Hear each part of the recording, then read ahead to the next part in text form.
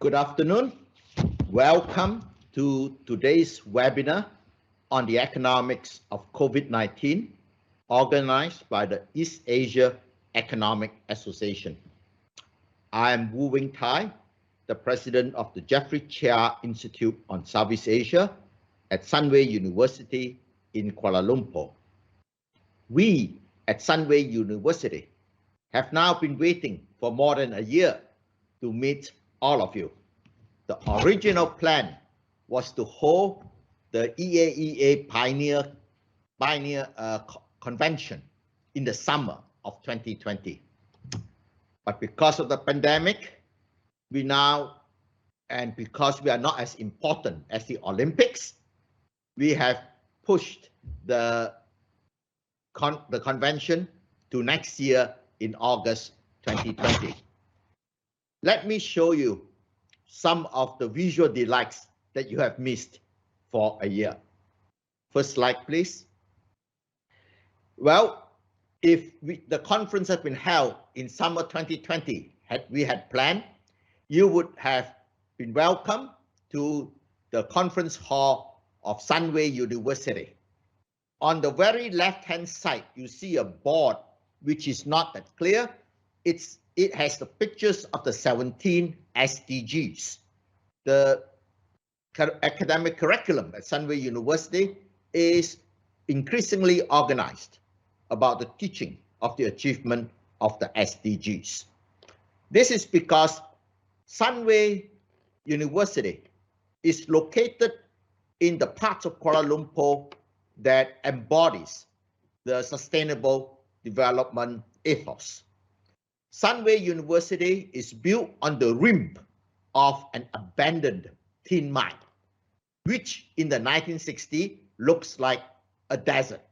But today, the tin mine has been rehabilitated, and this is how the Sunway University, the view from the Sunway University looks into.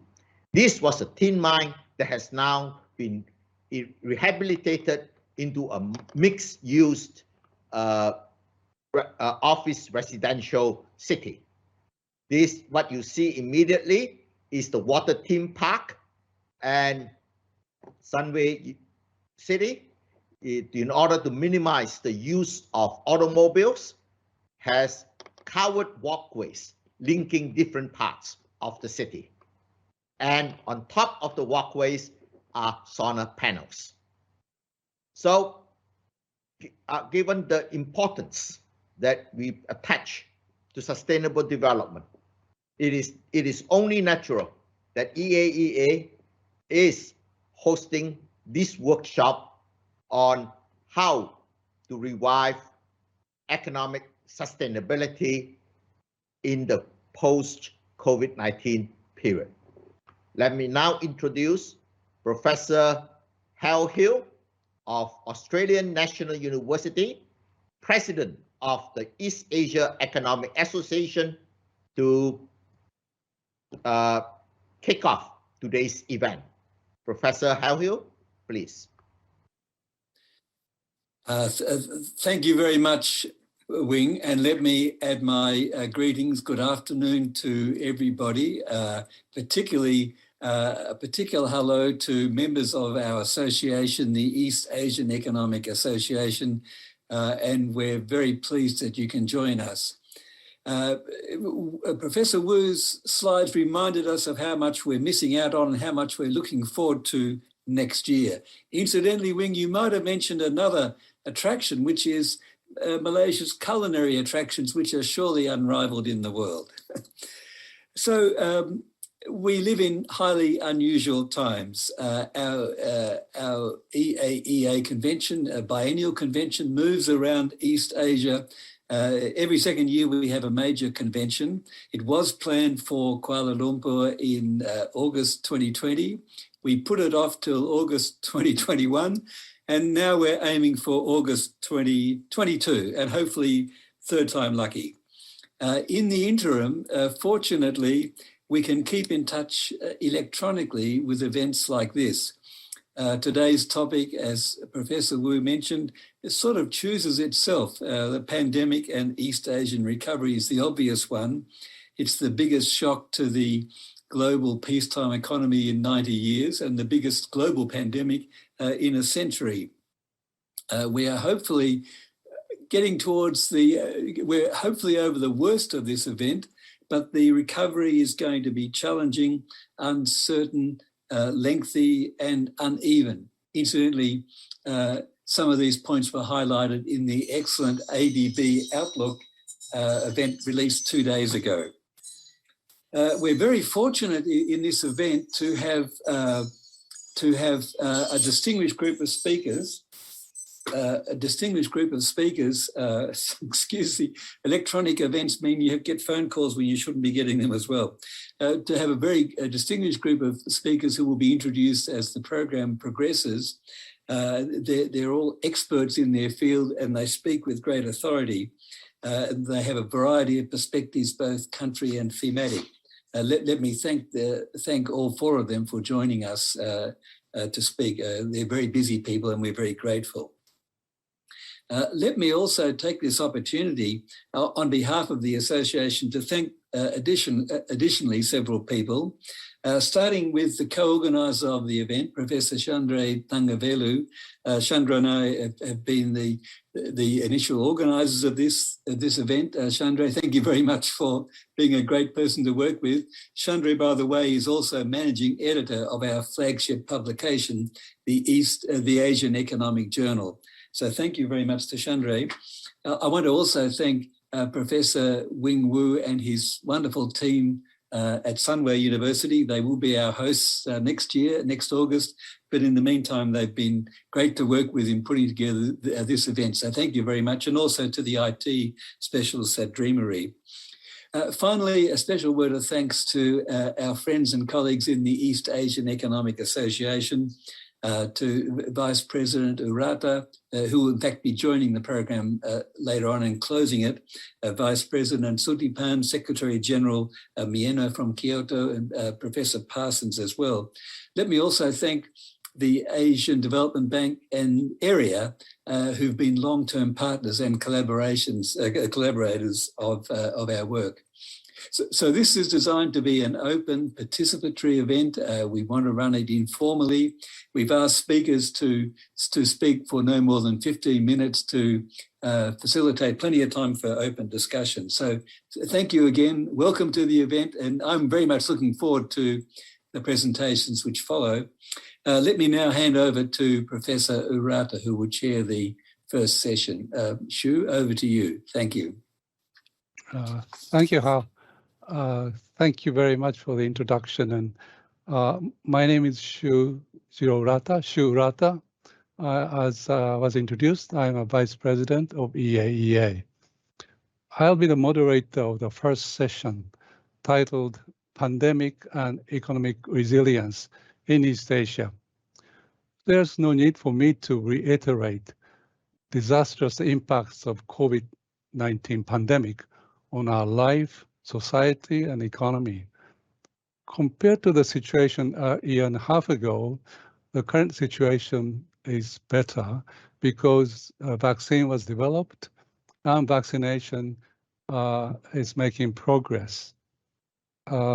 Despite rapid progress and development in medical treatment of COVID-19 virus, there are a number of possible threats or risks, such as new variants, that make the future economic prospects of the region uncertain. In this session, we discuss the impacts of COVID-19 pandemic on economies in Asia from various perspectives, including macroeconomic performance, fiscal and monetary policies, globalization, global value chains, and so on. We also discuss future economic prospects of the region. To discuss these issues, we are very fortunate to have two excellent speakers. I know that these two speakers do not need any introduction, but let me briefly introduce them to fulfill a role of moderator. The first speaker is Dr. Joseph Zveglich, Dr. Zveglich is the acting chief economist of the Asian Development Bank, ADB. At ADB, Dr. Zveglich held a number of important positions, including Director of Macroeconomic Research and Senior Advisor to the President of the ADB. Before joining ADB, Dr. Zveglich worked as a researcher at the Harvard Institute for International Development, HIID. Dr. Zveglich earned his Master of Arts and PhD at Harvard University. Our second speaker is Professor Fukunari Kimura, professor in the Faculty of Economics at Keio University. And he also serves as a chief economist of the Economic Research Institute for ASEAN and East Asia area. Professor Kimura received his Bachelor of Arts from the University of Tokyo and Master of Science and PhD in Economics from the University of Wisconsin-Madison. Before joining Keio University, Professor Kimura taught at the State University of New York at Albany. He majors in international trade and development economics. I'd like to ask speakers to make their presentation within 15 minutes, as Professor Hill just noted earlier. Because of tight schedule, I'd like to enforce this policy. After the presentation, I will open up the floor for Q&A. If you have questions, please send these questions through the chat box. And when you send your questions, please indicate to whom you address your questions. And I'd like to ask you to raise questions rather than comments because of the time constraint. And I will ask these questions on your behalf. Now I'd like to invite Dr. Zveglich for his presentation. Dr. Zveglich, please. Thank you very much, Urata Sensei. I'd like to join my colleagues in welcoming everyone to this virtual meeting of the East Asia Economic Association. I'm Joseph Zveglich, Acting Chief Economist with ADB's Economic Research and Regional Cooperation Department. And the Asian Development Outlook is ADB's major annual publication, which provides a comprehensive economic analysis of 46 economies in developing Asia and the Pacific. This update revises the forecast that we presented last April. In addition to the revised outlook, which is what I'll present today, the report also includes an in-depth analysis of the theme, Transforming Agriculture in Asia. So let me start now with the report's key messages. Developing Asia continues to grapple with COVID-19 amid renewed outbreaks and unequal vaccination progress. Recovery paths are diverging in the region. Successful vaccinations and containment strategies are boosting the recovery in some economies as they can take advantage of the broad recovery in global demand. In others, growth is held back by rising infections and slow vaccination progress. We forecast developing Asia's GDP will expand by 7.1% this year, which is down slightly from our April forecast, and will continue to grow by 5.4% in 2022. Despite a recent pickup of inflation, we expect that it will remain moderate at 2.2% in 2021 and 2.7% in 2022. The main risks are still associated with the COVID-19 outbreak, including the emergence of new variants, the waning effectiveness of vaccines, and slow progress in vaccination.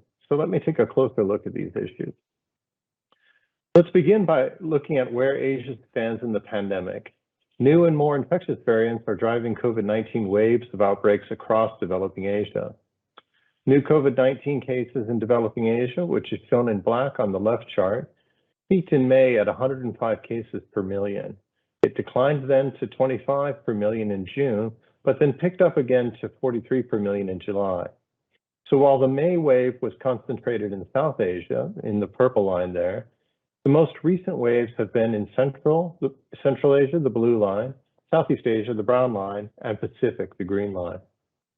The right chart shows that vaccination progress still varies considerably within the region. Vaccinations have progressed well in the People's Republic of China, or PRC, and some smaller economies. But the share of fully vaccinated individuals is 30% or lower than in 2/3 of the 30% or lower in 2/3 of the region's economies, and this is largely due to supply side constraints.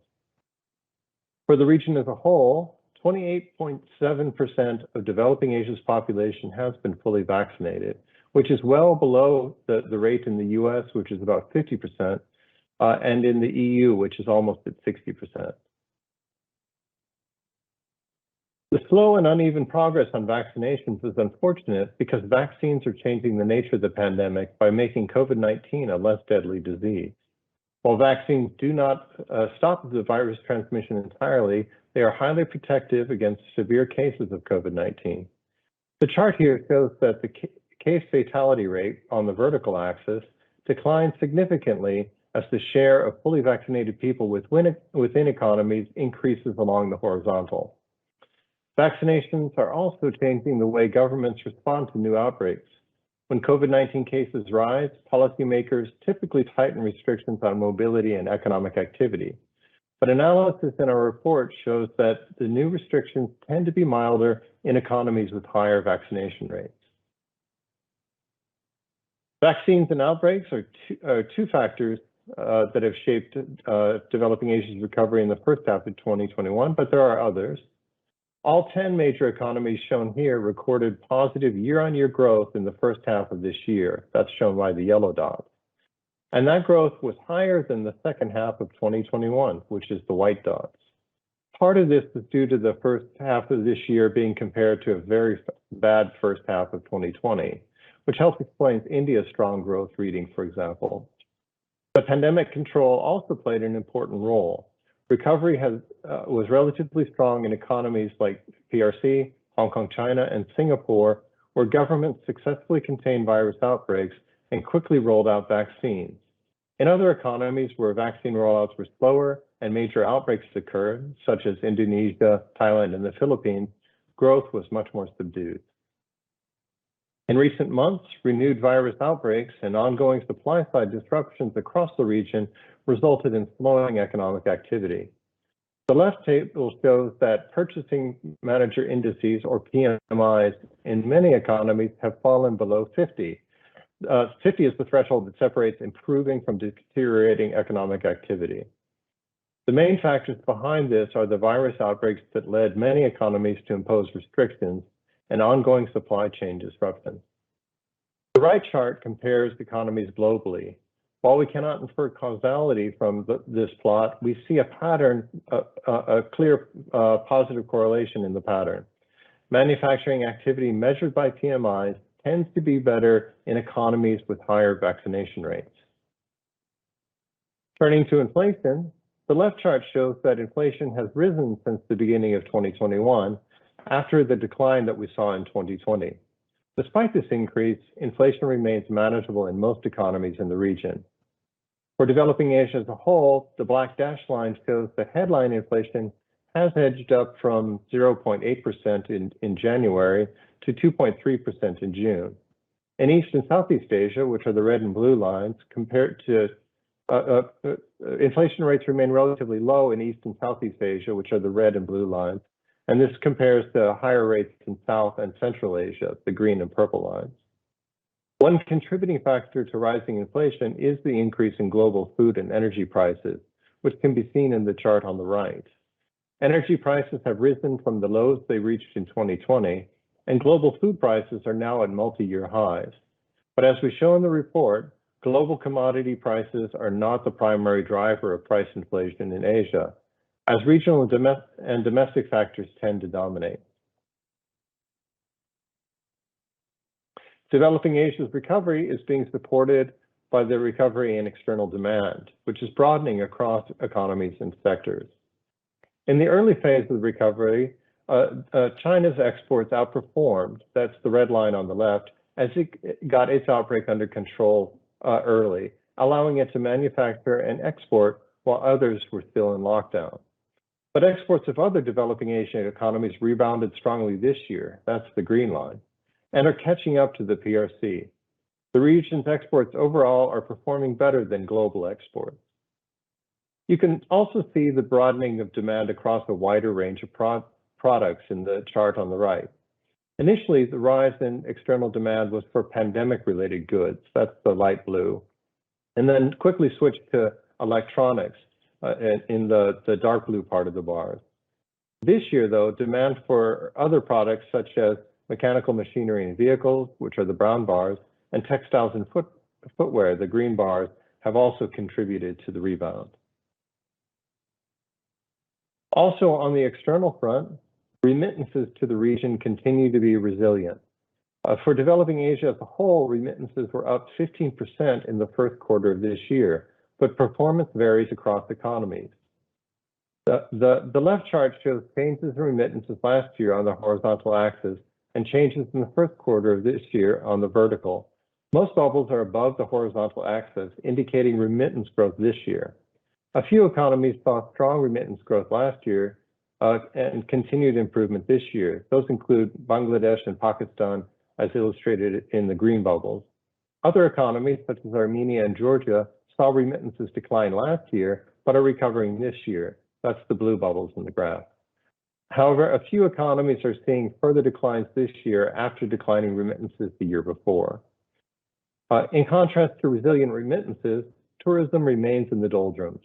The right chart shows tourism arrivals still down 90 to 100% in most economies, although it has rebounded in Georgia and Maldives. Those are the red and blue lines in the chart on the right. These economies have adopted policies to attract tourists despite the pandemic, and they host many tourists from Europe, where vaccination progress has been good. Turning now to how macro policy has responded to the shocks, fiscal policy in the region remains accommodative this year, with consolidation expected to occur only in 2022. As shown in the chart, changes in the fiscal balances as a percent of GDP were largely negative in 2020, the blue bars, owing to increased spending to support the economy and falling revenues due to the pandemic. Fiscal balances are expected not to change much this year in several economies, not to change much this year in the economy shown. The majority of the orange bars are slightly negative or positive. This means many economies will avoid substantial withdrawal of fiscal support this year in a still uncertain landscape. The exceptions are the four economies that had the largest fiscal impulses in 2020: Hong Kong, China, Mongolia, Brunei Darussalam, and Singapore, where fiscal balances are already returning to pre-pandemic levels. A general shift to fiscal consolidation is expected to begin in 2022. Similarly, monetary policy stances in developing Asia remain largely expansionary. In response to the initial impact of COVID-19, major central banks in the region cut policy rates during the March to July period in 2020. And this is shown in the left-hand chart. Since then, most monetary authorities have not loosened further, but neither have they reversed course and tightened. As a result, the monetary stance remains accommodative, as shown in the chart on the right. Real interest rates, obtained by adjusting nominal rates for current headline inflation, the blue bars, or nominal inflation for adjusted for forecast inflation for 2021, which is the yellow dots, are generally low everywhere and are close to or below zero in many economies. And with the substantial monetary and fiscal policy support in place, regional financial conditions remain stable. This is reflected in Asian equity markets on the left chart, which have remained stable or have risen this year. It also evident in the risk premiums in the region on the right chart. Regional bond spreads relative to US yields have remained relatively stable since the second half of 2020. So taking into account these current conditions, the growth outlook for developing Asia remains positive, but with slight downward adjustments due to continued COVID-19 outbreaks. Regional GDP growth is forecast at 7.1% this year, which is marginally revised down from our April forecast of 7.3%. Growth is expected to moderate next year to 5.4%. But the recovery paths differ across the region. Projections have been upgraded in East Asia, which has avoided large outbreaks and made better progress on vaccinations, and also in Central Asia, which is benefiting from higher commodity prices. However, these upgrades are more than offset by downgraded forecasts for Southeast Asia, South Asia, and the Pacific, as key economies in those subregions struggle with domestic outbreaks and slower vaccination rollouts. These divergences in growth paths are reflected in where we expect GDP levels to be in 2022 relative to their pre-COVID trends. For developing Asia as a whole, GDP next year will be 2.5% below the level of pre-COVID trend. So without COVID, we would expect that GDP next year would be 2.5 percentage points higher than it would be this year, or than it would be given the fact that we've had the outbreaks. But the gap varies substantially by subregion. East Asia avoided contraction last year, and with its strong performance this year, GDP in that subregion will be close to its pre-COVID trend. In contrast, Southeast Asia has the largest gap, coming in at 8.6% below the level of pre-COVID trend. Large GDP contractions last year have been compounded by recent virus outbreaks holding back recovery. A similar story holds for other subregions to varying degrees. Now, even with our more modest growth forecast, risks to the region's outlook remain tilted to the downside. COVID-19 remains the biggest risk. Continuing outbreaks may be driven by new virus variants, slower than expected vaccine rollouts, or waning effectiveness of vaccines. This could hamper economic recovery, as we've already seen this year. At the same time, policymakers must pay heed to other risks. Geopolitical tensions remain elevated. Global supply chain disruptions could hinder recovery in manufacturing, and normalizing monetary policy in the US and other advanced economies could affect financial markets here, such as through sudden capital outflows and currency depreciations for some regional economies. Taking a longer view, policymakers must refocus on the continued risk of hazards from climate change and natural disasters. So let me close here by circling back to the outlook. I would like to say that we feel there is hope for developing Asia's recovery. Successful vaccine rollouts are turning COVID-19 into less of a deadly disease, and this is changing the nature of the pandemic. Where vaccinations have progressed most rapidly, a greater degree of normalcy in people's lives can return, along with a pickup in economic activity. Although there is risk of resurgent waves from new variants of the virus, government policy must go beyond containment and vaccinations in the months ahead. Support for businesses and households will continue to be important during the recovery, as well as planning for a new normal once the pandemic subsides. Thank you very much. I look forward to our discussion. Okay, thank you very much. Right on time. Very good presentation of what happened in the past and what is happening and what are likely to happen in the future. Now, I'd like to turn to Professor Kimura for his presentation. 15 minutes, please. Yeah, thank you very much for the introduction. It's a great honor for me to have a presentation in this great international webinar. The given title is East Asian Global Value Chains in the Pandemic, Resilience and Adjustment. Next, please. My key point is on the second page. Next, please. Yeah. Globalization continues. That's a key message. Dating back in May 2020, we had a special issue in the Economies. They said that has COVID-19 killed globalization? The flow of people, trade, and capital will be slowed. And goodbye globalization.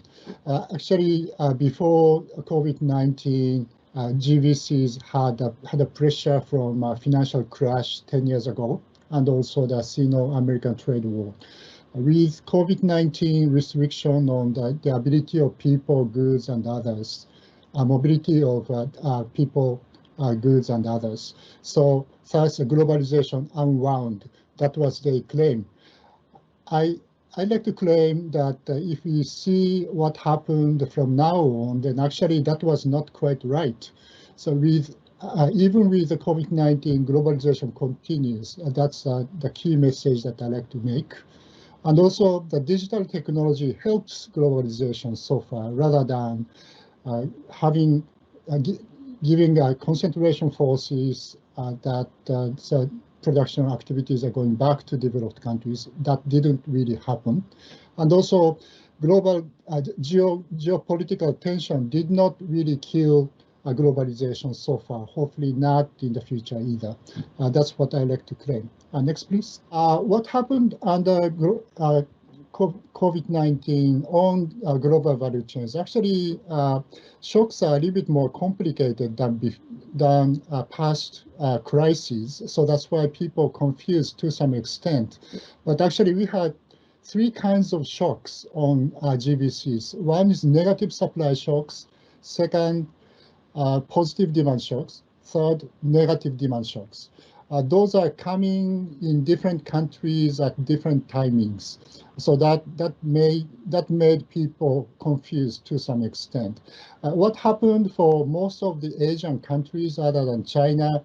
First, we had negative supply shocks coming in the form of a stoppage of imports from China. That was in February, March 2020.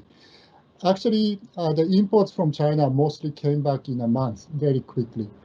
The second, after the spread of disease to other countries, positive demand shocks for personal protective equipments and other essential goods came.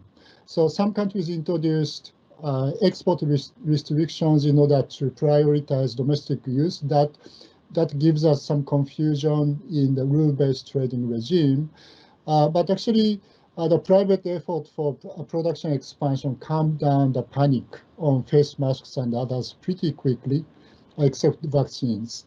So actually, we observed some overreaction to these two shocks, initial shocks, with US-China decoupling issue and too much concentration in one country argument. Next, please. The third was a negative demand shocks.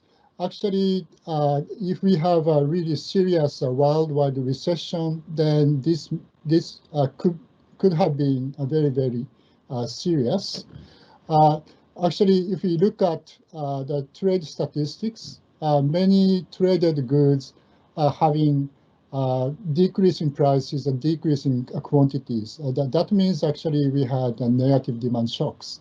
However, thanks to unprecedented mitigation policies in many countries, the financial sector stayed in a good shape, and also asset markets didn't collapse. We had some danger in March 2020, so that's in type 2020, but we overcame that. The deepest trough of GDP and trade was in the second quarter of 2020 in most of the countries. So the things were quite different from global financial crisis in the sense. Next, please. Fourth, from the mid-2020, we had positive demand shocks for work at home and stay home related goods. So work at home goods like laptop, input or output units of computers, main memory, monitor for computers, or the stay home type goods, freezer, handheld, power tools, do-it-yourself, and also dishwashing machines, water filtering machine. I think, yeah, so the demand for those goods increased tremendously. Actually, most of those goods are exported goods from East Asia. So, ASEAN, non-East Asia, I mean. So thanks to enhancing demand, exports to North America and Europe by East Asia came back pretty quickly. Actually, area conducted the firm-level questionnaire survey in ASEAN 10 and India. Surprisingly, more than half of the firms located in Asia increased their sales in 2020. Obviously, we had some sample bias because the questionnaire was distributed by internet. So we are collecting the information for firms using internet, but we can see a lot of dynamism in Asian firms. And actually, the positive demand shocks were pretty big too. So after that, so the later, after the last quarter of 2020, the world economy came into the recovery phase very clearly. But actually, we have K-shaped recovery in terms of industries and sectors. Some sectors are pretty bad, still very slow, like tourism, transportation, and also the face-to-face type of services. And also, we have relatively small negative supply demand shocks in each country due to the second, third, fourth waves of pandemic.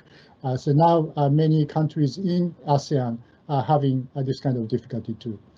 Next, please. This is a trade statistics of Japan, only for machinery, exports and imports, parts and the final products. You can see it's a big trough on the import side in February 2020. That's an obvious stoppage of imports from China. That's a negative supply shock. Then we have some time lag, and in May or June, we had another trough. That's coming from negative demand shocks. But trade volumes are coming back pretty quickly. In October, pretty close to a sort of normal level. Then after that, of course, the recovery is not really simplistic, K-shaped recovery, but the big trough was in the second half of 2020. Next, please. So actually, three kinds of shocks could be identified like this. Say, of course, the data set is a trade statistics. We are just checking unit prices of exports and imports. So we have to think of substitutability with domestic goods and other things. So things are going to be much more complicated. But actually, if we just have a simple supply curve and demand curve, once we have negative supply shocks, price goes up, quantity goes down. Positive demand shocks, price and quantities both are going up. So negative demand shocks, price and quantity both are coming down. So if we going into a really detailed commodity level, we can identify the shocks that each commodity got. So that's what we did that in our study. Once we are having a sort of aggregated level, that actually it doesn't really work actually. So, but we have to see the complication of three kinds of shocks at this time. Next, please. So globalization survives. That's my key claim. Say one of the indicators of globalization is the mobility of goods, services, capital, people, as well as technology, managerial know-how, ideas, and others. Those are going up. That's globalization. Then actually the speed of the COVID-19 spread was due to the mobility of people. So globalization speeded up the spread of disease. But this time actually with COVID-19, the movement of people is strictly restricted. However, GVCs and business links largely survive, particularly international production networks, or the second unbundling proves its robustness and resilience, like the crisis and in the past too. So, and also after COVID-19, wider usage of communication technology would help strengthen the international division of labor. So that's a key claim. Let's go to the digital issue very quickly. Next, please. Digital transformation accelerates not only in the developed countries, but also in newly developed and developing countries in ASEAN and East Asia. Particularly, the introduction of communication technology was accelerated. And actually, from 2015 or so, digital businesses in Asia start shifting from phase 1 to phase 2. Phase 1 is a relatively simplistic matching businesses that exploit the exponential expansion of internet smartphone users. But phase two, the collaboration with the traditional industries is going to be more important. So actually, a large portion of digital transformation in ASEAN with COVID-19 is of phase two type. You can just list up a sort of industries connecting with digital technology. Next, please. So we could have advantages of backwardness from the viewpoint of newly developed and developing countries. Those are sort of reasons, but I just skipped that. Next, please. And in the past 20 years, we had a big shifting from incremental innovation to disruptive innovation because the market expansion was so rapid. But now things are going back to traditional industries to some extent. So the combination of two kinds of innovation could be important, particularly in manufacturing. Manufacturing has a long history of incremental innovation. Now, how we can exploit the possibility of introducing digital technology, that could be the issue in Asia. Next, please. This is one study by me and co-author. Using a really simplistic gravity framework, we just pick up that network trade could be enhanced with the introduction of industrial robots and imported digitally deliverable services. So that's one possibility that even if in the case of newly developed economies, the introduction of IT and CT could be beneficial to keep their connection with international production networks. Next, please. And also that this could be at the beginning of the third unbundling era too. So we observe the expansion of this type of international division of labor. Statistics is not really there, but one example is online English conversation classes, Zoom in Japan, delivered from Cebu Islands, island mainly.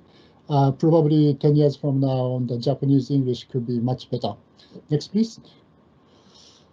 So the inclusiveness is, of course, a sort of big issue, but we have a sort of several aspects. So we have to check those different aspects of inclusiveness in the interface with digital transformation. Next, please. Yeah, the last point I'd like to make is the rule-based trading regime, what's going on. We see US-China confrontation that started from a trade war, relatively simplistic, but going to national security issue, technology competition between superpowers. So things are much more complicated. And from both sides, companies are having the decoupling pressure on their supply chains. The unfortunate thing is that the scope is not well defined. Probably on purpose from the viewpoint of the superpowers. They don't want to disclose that actually. So and also now the scope is expanded to human rights issues too. So so in that kind of situation, not just the context of US-China, but we have a danger of discretionary trade policies by superpowers for point-to-point political purposes. That's very uncomfortable, actually, for us. However, at the same time, China has had a very quick recovery from COVID-19. And then China is still a very important business partner for everybody. So many US firms are having a really deep engagement over there. For Japanese firms, actually the highest sales growth in China compared with the other parts of the world. So, but we can see we cannot really see a mass exodus from China. It doesn't happen yet, but we have a gradual shifts of labor-intensive industries, firms with sensitive technology, rare earth, and others. Actually, that includes Chinese companies too. And also enhancing environmental concern will coming into trade issues too. Next, please.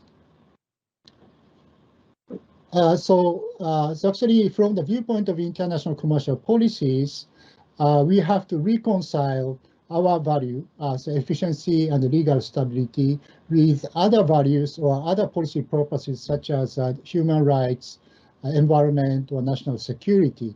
So actually, from the viewpoint of international commercial policies, we like to avoid disguised protectionism or weakening of the rule-based trading regime. So what to do could be to check whether the policy measure is truly for justified policy purposes, and to check whether the policy measure is not necessarily unnecessarily jeopardizing international trade. So the role of mega FTAs, this is also for minimizing policy risks and preserving the rule-based trading regime. Next, please.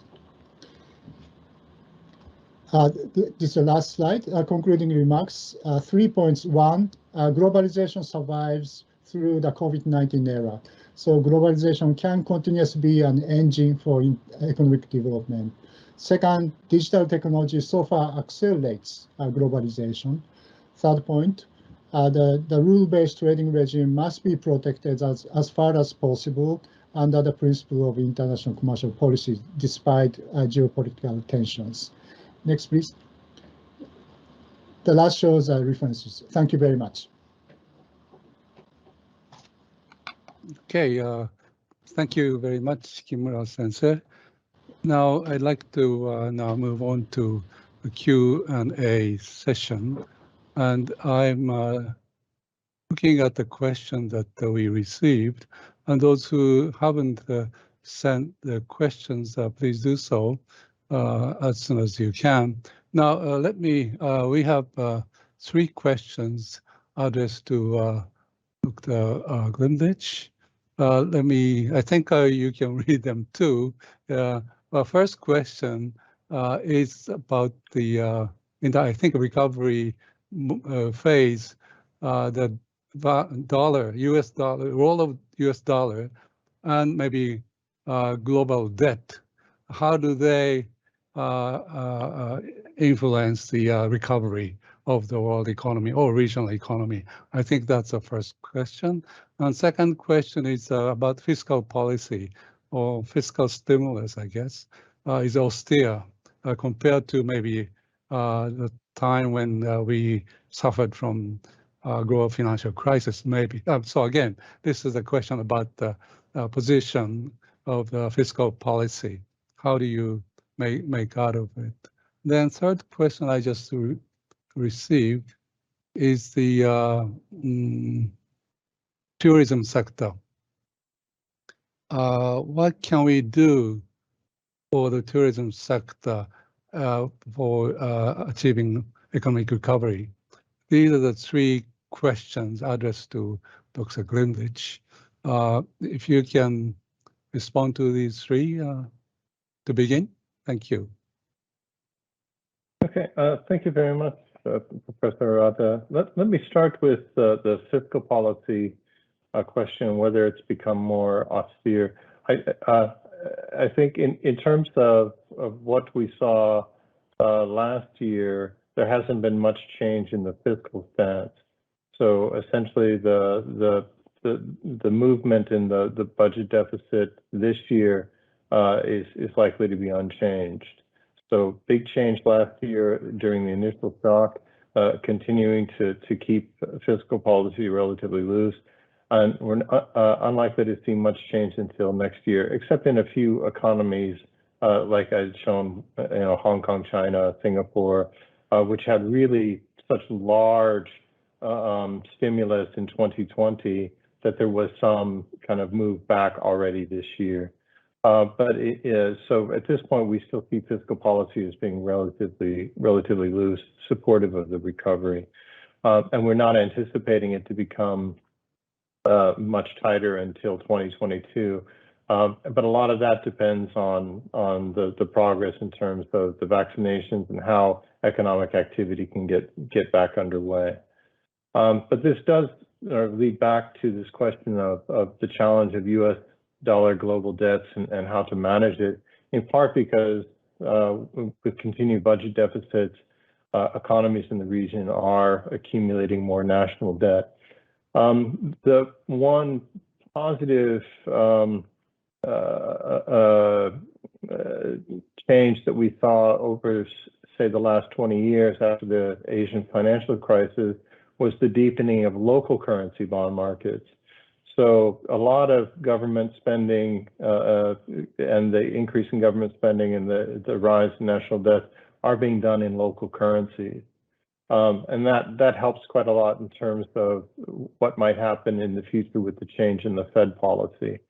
The other side of that question I'd like to touch on is, whether we might see something like a taper tantrum like we saw in 2013. The Fed just came out and announced some planned changes in its asset purchases, for example.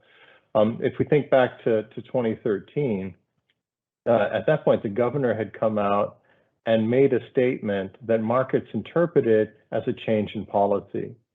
Markets then overreacted. The US, in fact, the Fed did not change its policy, and yet there were quite a lot of spillovers to economies in the region, despite the fact that, by and large, in 2013, Asian economies macroeconomies were well managed at that stage. And I think the Fed itself had learned the lesson that it cannot surprise markets.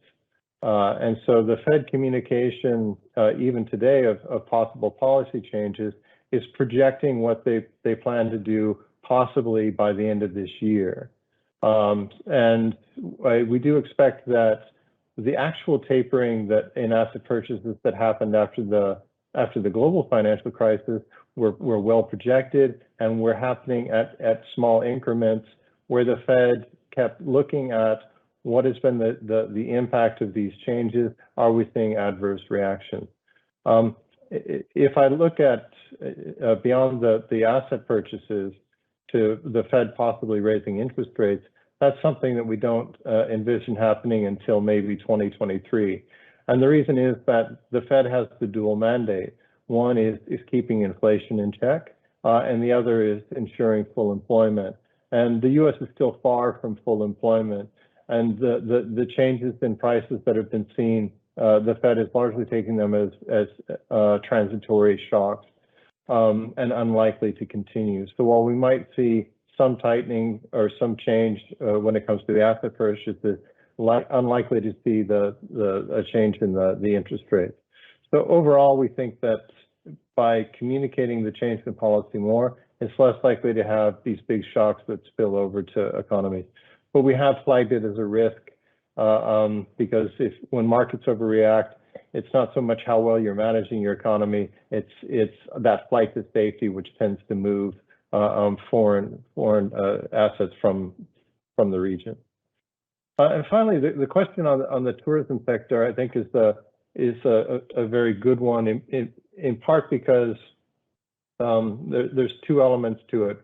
One is that we need to really get past the pandemic before people will feel comfortable traveling internationally again. But there's going to be a lot of pent-up demand once that happens. So there is this, as you can roll out vaccinations, as more of the population can become vaccinated, that does open up the possibility for travel across borders as well. But it is, of course, complicated because it's not just your economy and the vaccination program in your economy, but also ensuring that the travelers coming from abroad are vaccinated. And how do we have in place systems that allow us to do this? Nobody wants to travel, all the way to a location to be in quarantine for 14 days, only to travel back at that point. So there is going to need to be systems put in place with credible flow of information across economies. I think that will need to be part of the discussion within large groups like ASEAN, for example, about how to get that credible information. I think Australia and New Zealand have already seen this difficulty in trying to create travel bubbles between these two economies. That they have things that are set up, and then there'll be an outbreak in one, and so it shuts down again. So it's going to be something that's going to be very difficult until we get past the pandemic. I think the governments are right in being cautious and opening up, but hopefully we'll be able to see that will move forward in 2023, because I'm really looking forward to seeing the Sunway City that Professor Wu has shown us. Oh, thank you very much. Now we have one question addressed to Professor Kimura. This is about the WTO, this kind of international framework. When we see some violations in terms of rule, complying with the rule, what can we do about this? How do you kind of reconcile? On the one hand, there's the international rules. On the other hand, there are a few countries which violate some of the rules. How can we deal with this situation? Yeah, thank you for the question. You are mentioning question number 9, am I right? Right. Okay, yeah, right. It's not a really simple question. In the case that those countries are superpowers, actually, how we can stop them, that would be very, very difficult. But of course, we have to utilize WTO as far as possible. WTO's remedies are sometimes very, very slow, but still we have to show that if we go with a rule-based trading regime, then what we can do and what we cannot do, that's what we really have to make it clear. And also FTAs and regional trade agreements could use for some part of remedies, and that could be difficult, but at least we have some communication channel through FTAs. For example, in the case of RCEP, Regional Comprehensive Economic Partnership, they are trying to set up annual ministerial meeting, and also a sort of RCEP committee, and under that subcommittees and others. We have to utilize that kind of occasion for solving some relatively small trade conflict, trade policy conflict over there. So I think we have to utilize those channels to solve, or at least mitigate a sort of problems coming from trade policy. We cannot have a perfect answer, perfect solution for, particularly in the case of superpowers, but we keep using those kind of rule-based trading regime. That's what we have to do. Okay, thank you. I missed the 2 questions. One came before the one that I just asked. This is again to Professor Kimura. You concluded that the recovery of the industries, or the during the recovery period, is so-called K-shape, I guess, diversified kind of recovery. Why do you argue this is the pattern that you observe? Why it's not U-shape or B-shape? So that's the question to you, Professor Kimura. Yeah, thank you very much. K-shape recovery, that's not the official economics word, I guess. But to my understanding, that means that some sectors are really recovering relatively smoothly, but some are not. So a sort of K is going up and it's going down, or maybe flat. I think the recovery process is different across industry sectors, and that's the meaning, I think. So this time, actually, a tradable sector in general, in global value chains, are recovering relatively smoothly. But some part of the services industry, particularly with face-to-face type services, and also tourism, that's a really extreme example. It's very difficult to come back without people's movements. So I think that means that the K-shaped recovery to an extent. So it's not a really simplistic U or V, unfortunately. I hope it's not quite L-shaped either, actually. Some are really recovering, so that should be K-shaped, I think. Thank you. I guess privilege of being a moderator. Can I just give one question to each? I mean, the same question. I mean, this is something related to this diversification. Globalization, digitalization, Corona pandemic, all led to, increasing diversity, increasing inequality. How do you deal with this problem? Inequality is likely to lead to social and political instability, which of course is a very big problem for achieving economic growth. How do you respond to this kind of question? How should the government or organization like ADB or area deal with this problem? Let me first ask Dr. Glibberich first, and then Kimura-san next. Thank you. It's a big question because, of course, we were seeing rising inequality in the region as coming up as an issue even before the pandemic. And the pandemic, in some ways, has just amplified or widened those differences. For example, the poor are less likely to be able to continue schooling from remotely compared to better off students.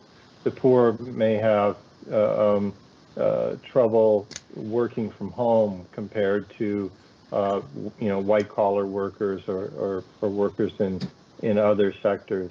And so the pandemic itself sort of widening that disparity that's there. So how to deal with this?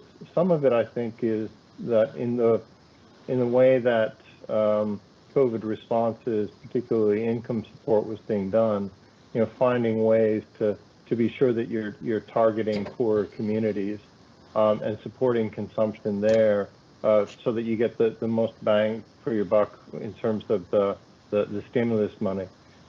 In the Philippines, for example, we had done ADB had done a study using satellite data to better disaggregate poverty rates, and that information could then be used to better target income support programs in the Philippines. So in some ways, technology needs to be brought to bear in order to specifically find ways to identify the poor and provide them the support that they're going to need, particularly in light of what's likely to be harder budget constraints in the future.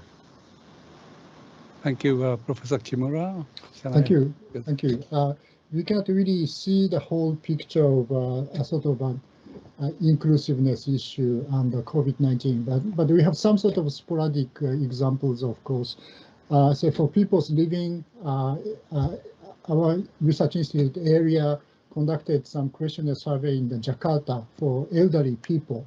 So the living in elderly people really depends on the income level. So some are having a really hard time, actually. That study was together with the Bapenas. And also we had another Indonesian study on education, the usage of e-education in Indonesia. That was in the discussion paper series. Again, we had a sort of big gap between public schools and private schools and other things. So certainly medical services could be very unequal too. So I think we really have to check those kind of things after settling down things to some extent. And also by industry, some industries are having a really hard time, so including say tourism and some services. So I think many governments are providing some sort of mitigation policy for that. To some extent, that could be necessary, I think. But at the same time, giving a lot of subsidies, generating a lot of zombie firms.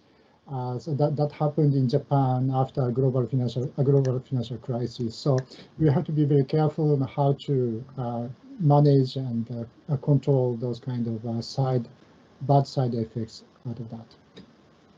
Thank you. I have a question, two related questions for Dr. Zveglich on fiscal sustainability. of some of the East Asian developing countries. If this pandemic goes on, this is going to be a problem. Fiscal sustainability is going to be a problem, isn't it? And what can they do about that? Okay. Currently, of course, governments are benefiting from the very low interest rate environment. So if we look at the national debts and whether they seem to be sustainable, given the low interest rates, we're not seeing debt sustainability being a big issue for most countries in the region. That being said, in this environment, the longer the pandemic goes on, the more strain there is, and the more difficulty the position they'll be in at the time when interest rates start to normalize. So that does get us to one other area of support that ADB has been part of recently, and that is the need to strengthen domestic resource mobilization efforts in countries, so that that taxes can be received more efficiently, so that the tax systems can be more fair, and so that they can be, more productive in terms of raising the level of domestic resources to GDP. As I mentioned, there has been a lot of progress, particularly if we look at the ASEAN +3 economies, in terms of deepening local currency bond markets. So now, since governments have been, have a deeper pool of local currency, that means at least that the types of issues that they'll be facing will be more about how do you raise local currency without in a way that's not going to be inflationary, and that's going to mean more efficient, better tax systems that are in place. Thank you very much. Okay, there's a question about the U.S.-China rivalry issue. One question is from like an international relations perspective. I'm not quite sure that it's a suitable question for these two speakers, but nonetheless, let me just raise this. First of all, what does the U.S.-China trade or some rivalry do to the economic development of the East Asian countries, developing countries? And I think that is the right question that maybe we can raise. This Australia, UK, US kind of cooperation that we read about in the newspapers. What do you think about that, in terms of, I guess, regional stability, so to speak? Can I ask Kimura-san first, and then Dr. Zveglich next? Thank you. Yeah, so certainly private sector is watching very carefully what's going on in AU, KUS, and other things. On the same day, we had a broadcast news for China's application to CPTPP2, and then after that, Taiwan did that. So I think the politics and trade policy are really going together recently, and very difficult to separate out. So what trade policy or international commercial policies can do is limited, but from the viewpoint of trade policy, certainly we should try to keep a rule-based trading regime as far as possible. But still, so private companies should watch very carefully what would happen in national security issues, alliance relationship, and also human right issues now. And I think those are very, very serious. So that would affect ASEAN too, actually. If things are not too bad, and then maybe ASEAN could attract more foreign direct investment possibly. But once a rule-based trading regime is shaking, then actually that is really negative for ASEAN too. So I think we are going into that kind of area, watching very carefully, even if we are doing economic activities, still politics and the national security issues are going on at the same time. Thank you, Dr. Zveglich. Can you, let me, if you like to make comments, yes, please. Yes. So I'll kind of skirt the political issues a bit to recall back that when the U.S.-China trade war had started under the previous U.S. administration, we had done some analysis showing the likely impacts, and of course, the Chinese economy was very much affected.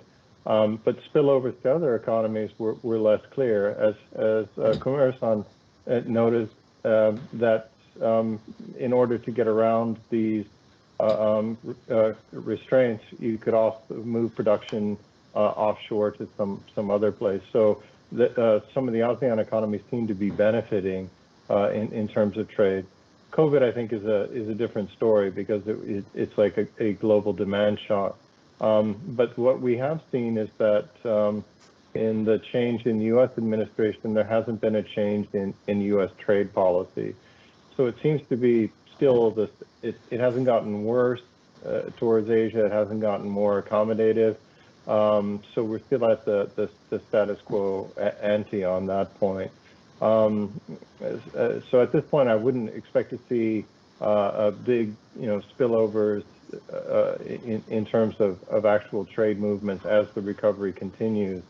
But that being said, we would hope that, as Professor Kimura had said, that all parties start to move back towards a rules-based trading regime as the norm, as a way to regularize the trade and to provide more predictability in how disputes will be settled.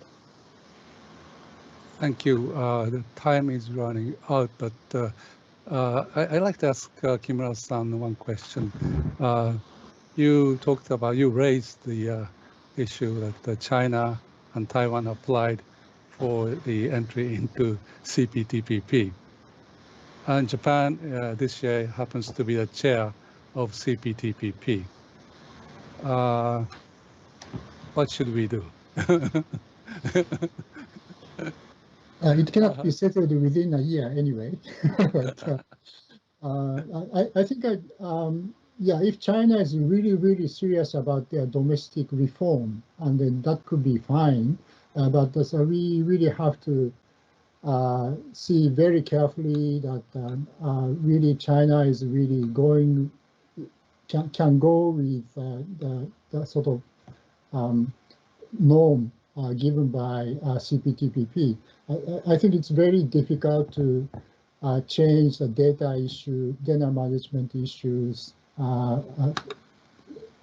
state-owned enterprises issues, labor issues. I think those are very hard for China to change. If they would do that, then that's a great news, but we really have to watch very carefully. Yeah, then Taiwan could come in, I think, in order to see a sort of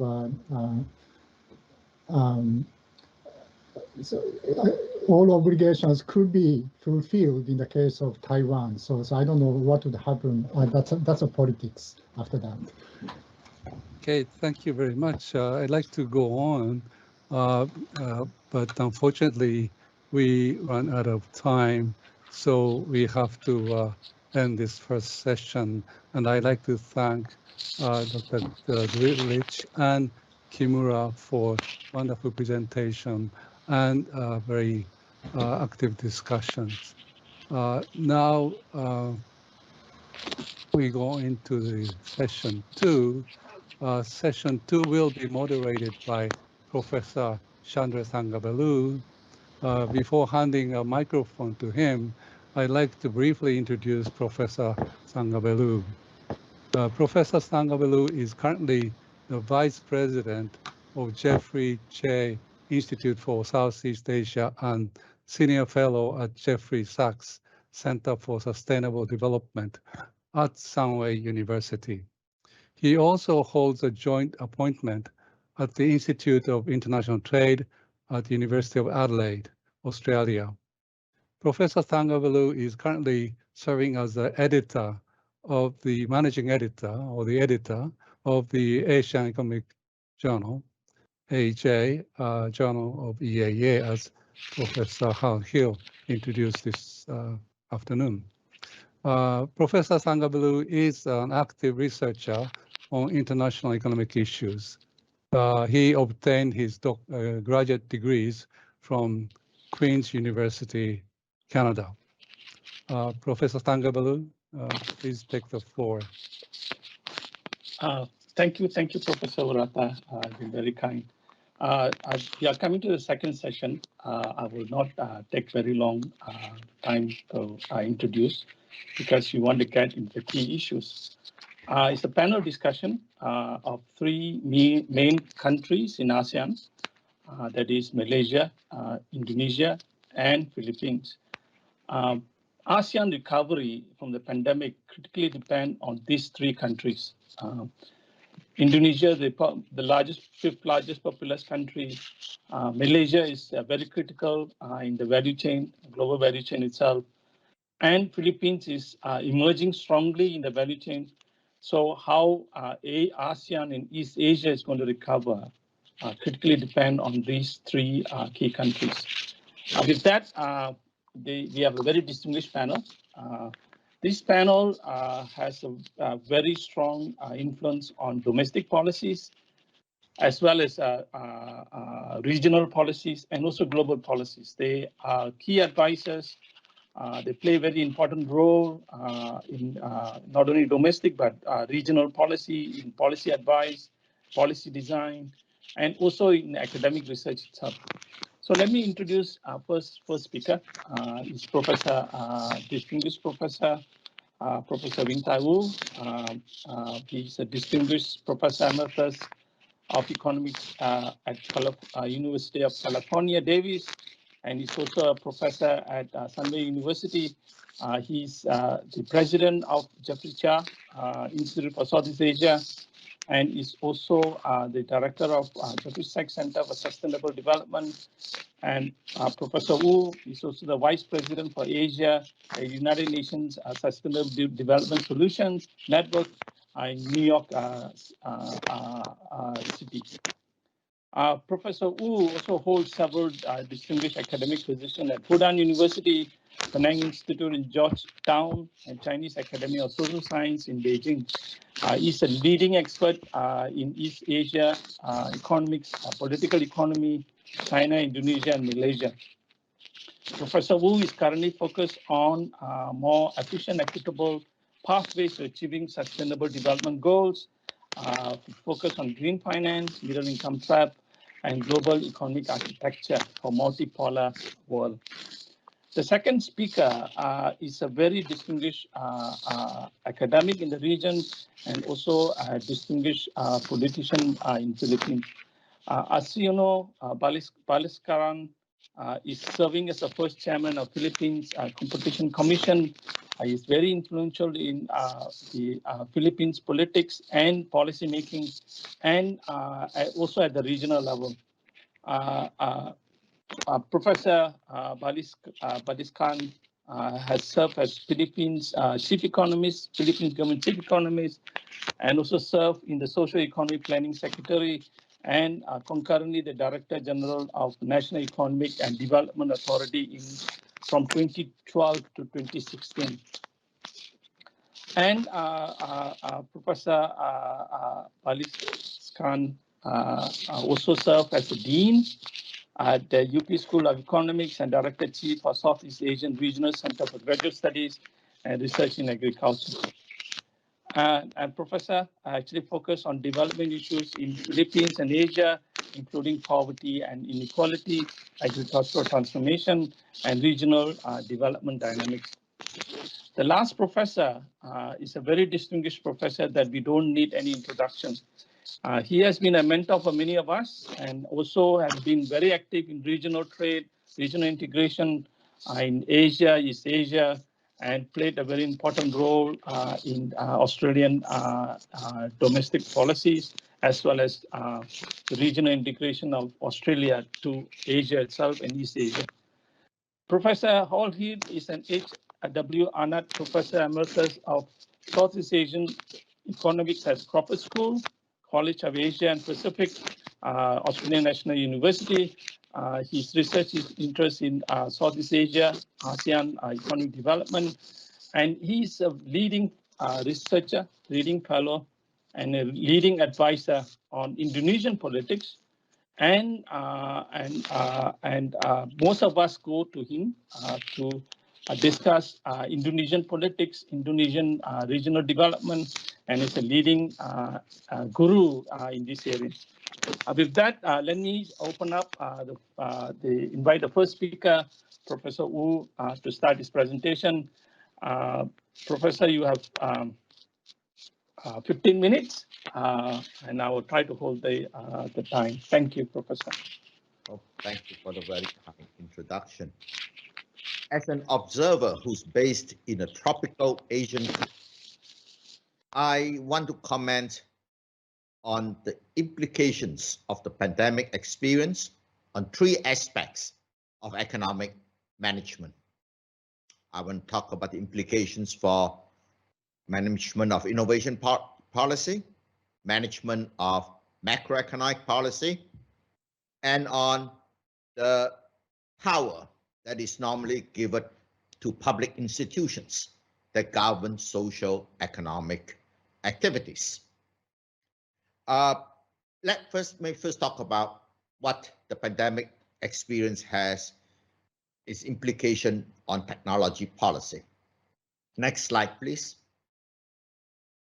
I am very amazed that 3 vaccines against COVID-19 had appeared within 12 months of its outbreak in Wuhan in December 2019.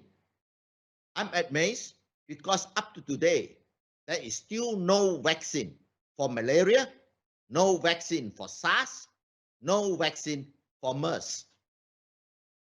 One could say, of course, that the fast emergence of the Pfizer and Moderna and Sinovac has to do with international cooperation, because within 1 month of the outbreak, the Fudan professor unveiled to the world the genomic sequencing of COVID-19. And with that information, Pfizer and Moderna got to work and developed the mRNA vaccines that we have today. But I think the more important reason for why the vaccine has come so quickly is because large doses of vitamin M was applied. And the M was not due to market forces. M is not market. M refers to money. A huge amount of money was poured into the development of the vaccine in a 12-month period that has never been seen before in history. This large amount of public investment occurred because Western Europe and North America were hit very early and hit very hard. It was so severe in Western Europe and the United States that the leaders of the United Kingdom and the United States, Boris Johnson and Donald Trump, both got sick with COVID-19. So what we do know is that from where to answer the question, why isn't there a vaccine for SARS, MERS, and malaria? Because 0 Americans and 0 Western Europeans died from any of these diseases. No one died from SARS or MERS in the United States. And hence, what this really shows is that we cannot leave the effective elimination of diseases to the market. There has to be a great investment of public funds in fighting pandemics, and it means that localized pandemics would not be able to be cured very quickly. Basically, institutionally, the world should not only just have a universal declaration of rights, we also need to have a universal declaration of responsibilities, which, by the way, was what the UN discussion started with, the Universal Declaration of Rights and Responsibilities. But somehow the last two words and responsibilities were eliminated. So get the old mantra of get your prices right, leave it to the market, and people should be responsible for themselves are just not the right answers in innovation policy, especially when it comes to making medical innovations happen in the world. The second topic I'm going to talk about has to do with macroeconomic policy. Next slide, please.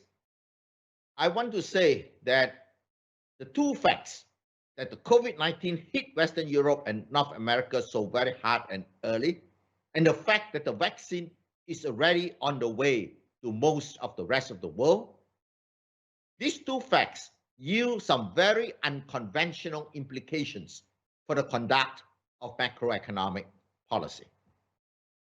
Let me explain. Next slide. COVID-19 has caused output collapses that have greatly exceeded the output collapses of the global financial crisis. Unemployment rate has been higher and lasted longer. And so how did we cure the global financial crisis? Basically, quantitative easing, which is another word of buying up the garbage known as mortgage-backed securities. Quantitative easing was cash for trash. We saved the banks, we saved the bankers, and we saved the economies. So therefore, it's quite natural that many people have said we should have the equivalent of quantitative easing now, but just not buy trash. We should go and build back better. The BBB, build back better. We should have green infrastructure. We should have finance industrial revolution 4.0 programs. But what this basically, one of the big discussions that we see in many Southeast Asian countries is that we need a growth-oriented macro stimulus. And I would say it will not work, largely because why has there been output collapse? The output collapse did not occur because there was an autonomous drop in demand, but because the government shut down the economies. In other words, the supply side was shut down by administrative means. So how could you build back better? How could you go to work on a project when people are told that they cannot go to work? So basically, what we have here is emergency disaster relief and not macro stimulus. That's what we should look at macroeconomic management. And because it is disaster relief and not macro stimulus, success should be counted by the death rates in a country compared with other countries, rather than the amount of GDP collapse. What is important is how fast the recovery will be. Next slide, please. Basically, in the short run, there's a trade-off, like they say, between P and Q in the short run Phillips curve. But in this case, P does not stand for price. P stands for people. Basically, if it is disaster relief, the goal is to keep people alive, keep shops open, so that when the disease is under control, there could be a V-shaped recovery. In other words, there should be loans from the central bank to the commercial banks to be used as wage subsidies, rent subsidies, and these loans of the central bank will be written off over time. If all the SMEs are closed by the current shutdown, there will be no V-shaped recovery. And the other lesson that we should have is that people talk about fiscal responsibility. We should be concerned about downgrade by the investment banks. I think, however, what is important to realize is that Southeast Asia is not alone in running high budget deficits and printing high amounts of money. The United States puts to shame the fiscal expansion in every one of the Southeast Asian countries. The Federal Reserve puts to shame the easy monetary policy in any of the Southeast Asian countries. So why isn't the exchange rate collapse? Because exchange rate is a reflection of conditions in both Southeast Asia and in the rich countries. Given the fact that the rich countries are printing money like mad, the fact that we have been printing money faster, but not as much as them, is our protection against currency devaluation. And these particular budget deficits are temporary because the cure is on the way. Malaysia has now over 60% vaccination and intend to hit 90% within a month. Only in that case, that what we see is there's no trade-off between lives and GDP. It's a complementary relationship in the long run. And one lesson I think that Malaysia and Singapore has learned is that you've got to be generous in the disaster relief, and especially when it comes to public health coverage. Singapore quickly vaccinated most of its citizens, but then there were outbreaks that they were unexpected. That was because the workers continued to be in crowded dormitories, and there was insufficient attention given to the packed conditions that workers lived under. So it means that there should be an inclusive fiscal policy when it comes to spending on public health, regardless of the citizenship of the people. So similarly, the lesson there for the United States is forget your third booster shot, help to inoculate the rest of the world so that there'll be less mutation of the virus in the future. So in terms of macroeconomic policy, we do have some unconventional implications. Now let me talk about the third implication. The next slide, please. We have been told that it is very important since the early 2010s that we should adopt the best institutions that exist. The Washington consensus now is not get your prices right or get your macro balances right. The latest Washington consensus is institution fundamentalism. You've got to get your institutions right and everything will flow from there. What I want to show you is that I want to look at an index of how ready a country is to fight public health disaster that was prepared in 2019 by Johns Hopkins University. That's the Global Health Index of 195 countries. The country that is ranked #1 in terms of fighting any unexpected public health emergency was the United States. And the second was the United Kingdom. The third is Sweden. Sweden is #7. Finland was #10. Japan is 21. And China is 51. But if we look at the death rates, whether it's the official death rates, which are unfortunately classified rather differently across countries, or we look at the number of deaths in excess of normal times. According to the Economist estimate, what we find is the two most prepared countries in the world, the United States and the United Kingdom, have much higher death rates than Japan and China, which have public health systems that were ranked substantially lower. Clearly, the lesson there is institutions alone is not the silver bullet. if you elect reckless leaders, then you pay the price of that particular failure. So there has to be the false hope of that getting the institutions right alone will be able to solve it, largely because there are complementarities among institutions, and different ones work differently. What I want to show is a case of where you get the institutions right in the sense of giving them autonomy, because what do you mean by getting institutions right in macroeconomics? Many people will say, have an independent central bank. That's what you mean by getting your institutions right.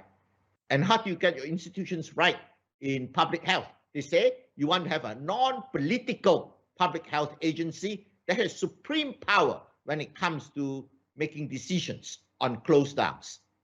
Sweden has exactly that. The chief public health officer of Sweden sets public lockdown policies without reference to the his political masters. And what did that gentleman think? The gentleman thought that group immunity, herd immunity was the way to go. Close down was a mistake. And so we take two countries that are very similar in structure, especially in age structure, Sweden and Finland. What we find is that the number of deaths in Finland is at least about three times that of in Sweden, 3 times that of Finland. So basically, the idea of there's such a thing as optimal institutions that requires countries to converge institutionally, I think needs to be retaught, because checks and balances are important. And what is also important are informal institutions. Next slide, please. Next slide. Informal institutions. I presume the practice of mask wearing. We all know that if everyone wears mask, the possibility of transmission is 1.5. Even if it is wrong, let us say it is 15% instead of 1.5. But one thing we know is that if only one person wears a mask and not the other, the transmissibility is still very high.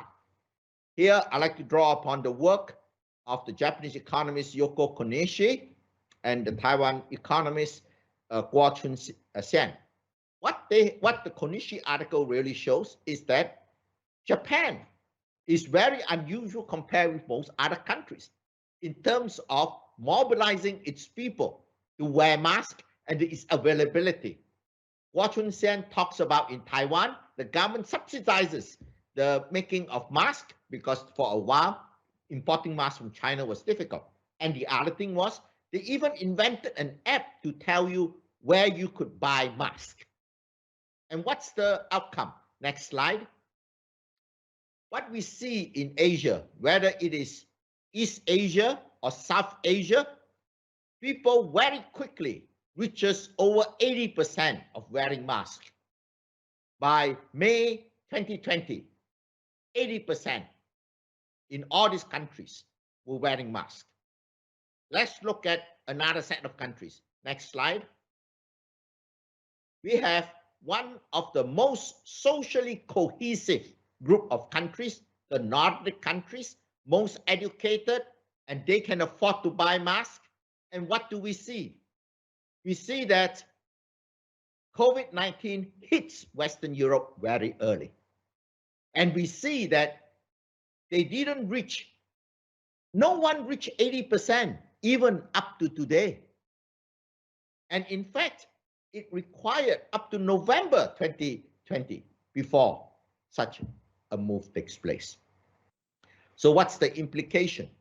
The implication, therefore, is that when we talk about institutions, informal institutions matter as much as formal institutions. Let me stop here, and the slide can be stopped now. Thank you. Thank you, Professor Wu. very insightful, and you have raised very interesting questions, very important questions for policymakers themselves. Next, can I call upon Professor Arsenio to give his presentation? Professor? All right. Yes. All right.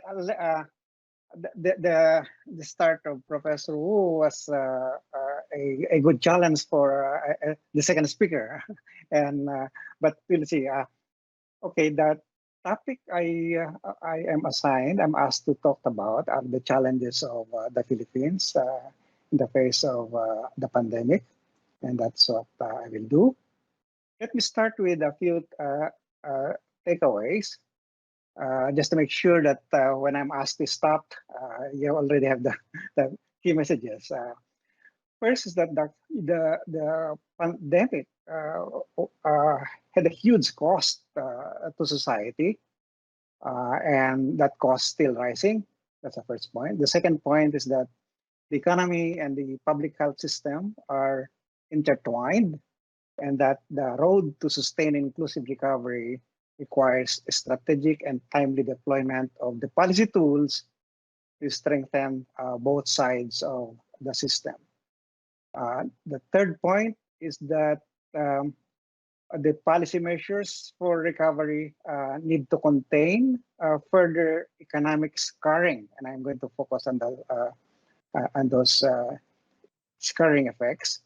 And finally, I will argue that the crisis presents opportunities for long-held policy reforms to build back better, enabling the economy to withstand future shocks. I will organize the rest of the presentation following these topics. And let me start with the context. First, to point out that the containment remains uncertain in the Philippines, as in other countries. It's also clear from the slides of Professor Zveglich earlier. There are what we have is also a comparatively high total cases per million in recent months, both in relation to the peers, to the country's peers, and to comparable periods in last year. The average lockdown stringency in the Philippines since was among the highest. In fact, it's the highest in our region. And positivity rate is still high, and as you will see, the vaccination rate is also low. So the context that we have a quite high level yet of uncertainty and risk with respect to containment. All right. Earlier, the ADB report showed the effects of the pandemic and the lockdown on the various economies in the region. And now, what we see here is that the combination of the pandemic and the stringent lockdowns led the countries to its deepest economic contraction since the Second World War, despite the fact that the country has strong macroeconomic fundamentals in the decade preceding the shock. In fact, the economy in the decade preceding 2020 was one among the fastest rising economies in the region. So, as I think that's the point of also of Professor earlier, that the fundamentals may not be enough. And then the cost, the consequences and poverty are also quite high. The income contraction pushed over 8 million Filipinos into poverty in 2020 alone. And this number could have increased to 9 million, given the exacerbation, as I will argue later, of inequality. And the health and economic crisis have erased, based on this estimates that we have performed, 3 to 5 years of previous gains in poverty reduction. Okay, I mentioned earlier that one of the main concerns, most serious concerns of the 2020 sharp contraction and the continuing challenges is these long-lasting scars that can possibly erode the economy's potential for long-term growth and inclusive development. I'm referring to loss of skills arising from long period of unemployment, loss of organizational and informational capital, especially among small and medium enterprises, lost years of schooling. Our schools were completely closed during this period. The foregone investment arising from heightened uncertainty and indebtedness, and finally, the exacerbation of existing inequality and the creation of new ones. These are these longer lasting scars that could have very serious implications on the ability of the economy to recover in the long haul. So let me focus on those a few items on what we are seeing as exacerbation of inequalities. The first one has to do with employment. And as we see in this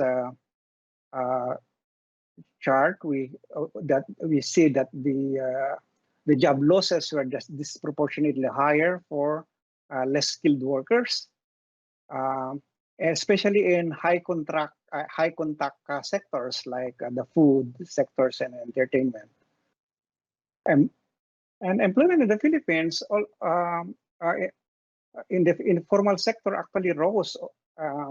About 500,000 people were added to the informal sector, while it declined in the wage and salary sectors. It's usually seen as a sector that provides good quality employment.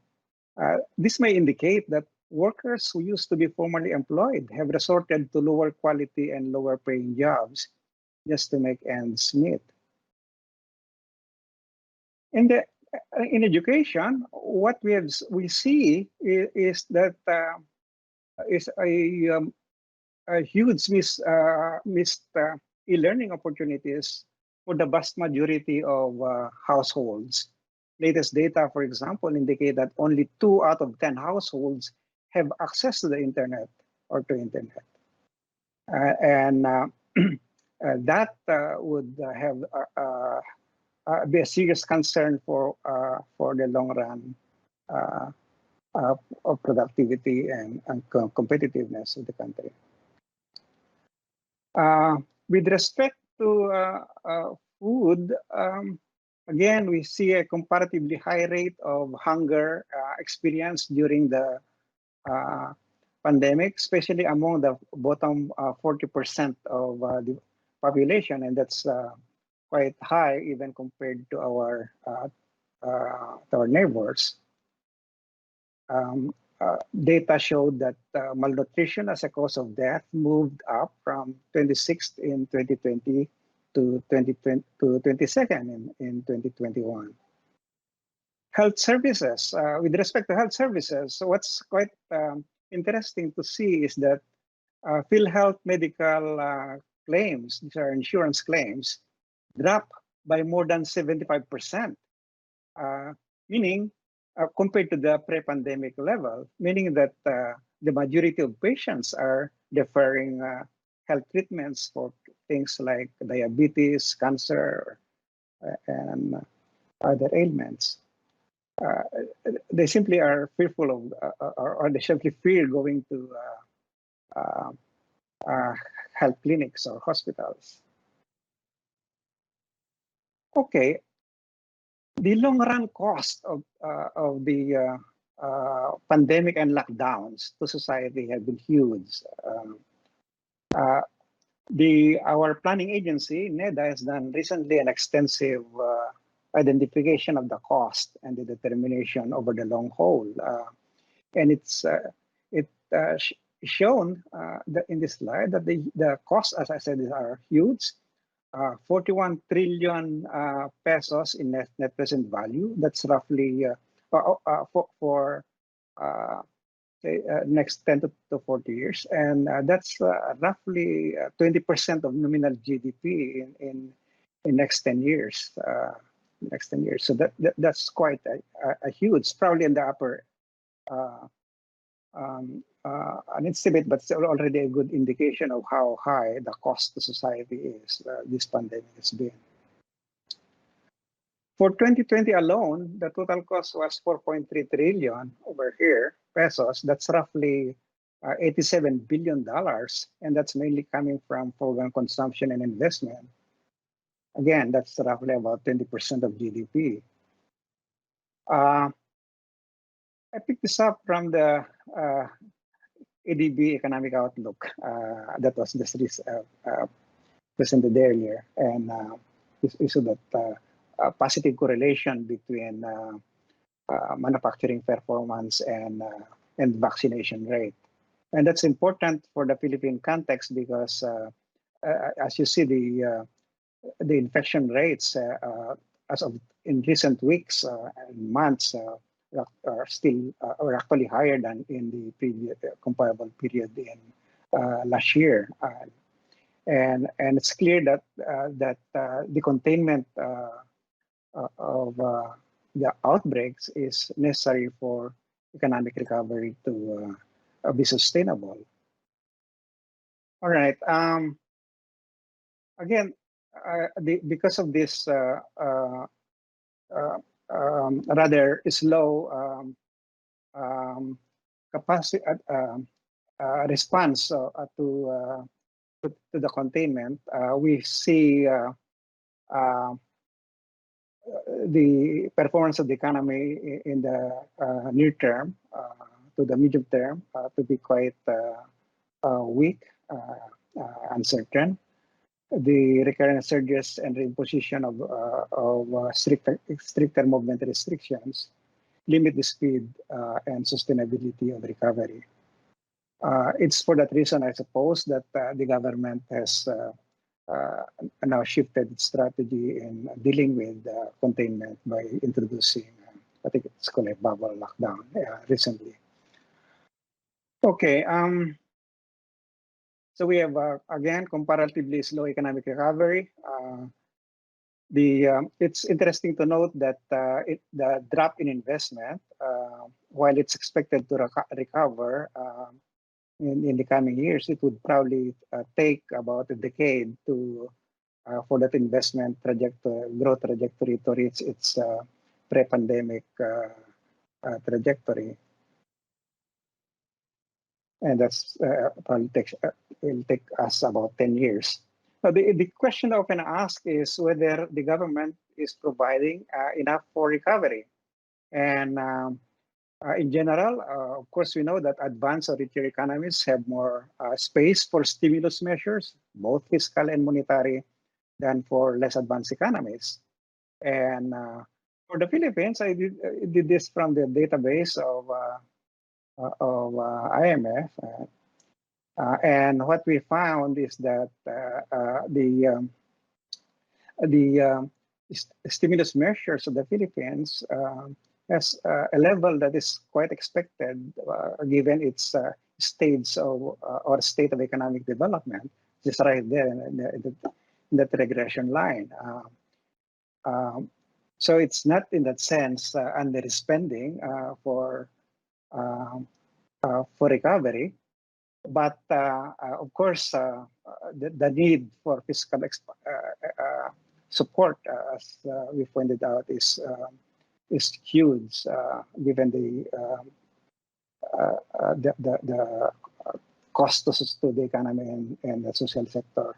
However, I would like to argue that more than the size, fiscal measures or stimulus measures, it is the governance that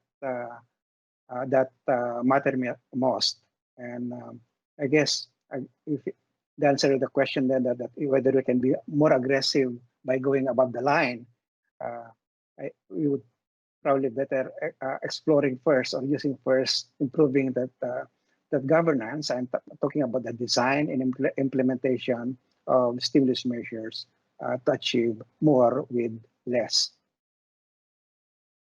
Okay, and this is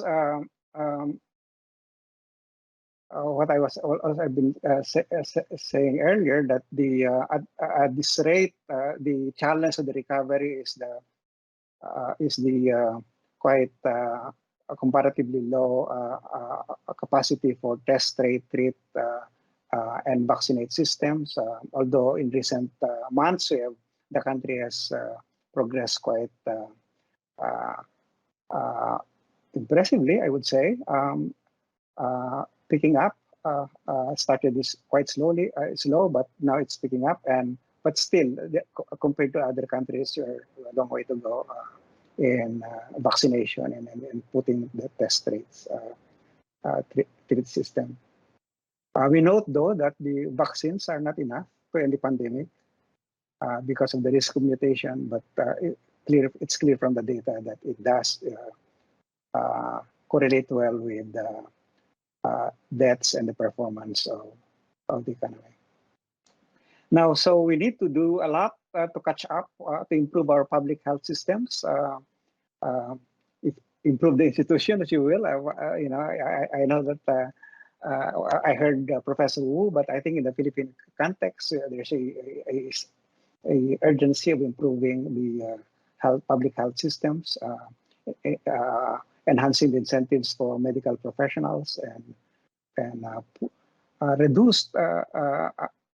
attempt to reduce that higher out-of-pocket cost to patients and make healthcare truly universal.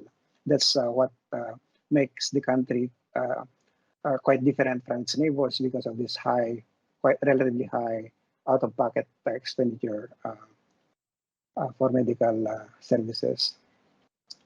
With respect to employment, what we know is that employment will take longer to recover than output. And there's a lot of work that needed to be done to speed that, to get that employment becoming more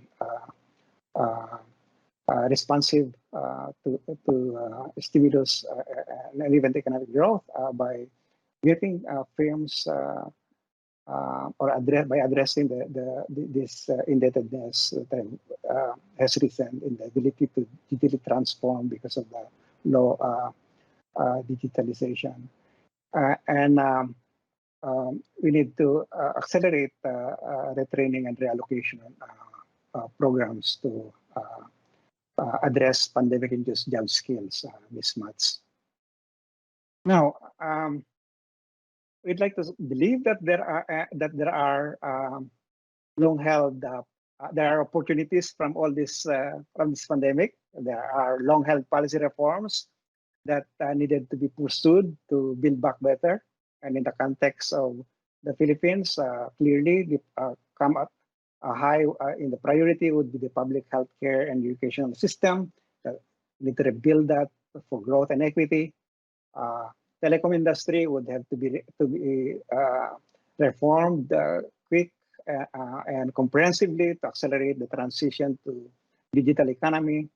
Foreign trade investment, we need to amend the restrictive trade and foreign equity provisions of existing laws. Fiscal measures to strengthen tax effort and take away sustenance of zombie firms that's bleeding the system. And build that culture of competition in the country, preventing anti-competitive market concentration and abuses of dominance, including those by state enterprises. We need to ramp up infrastructure development.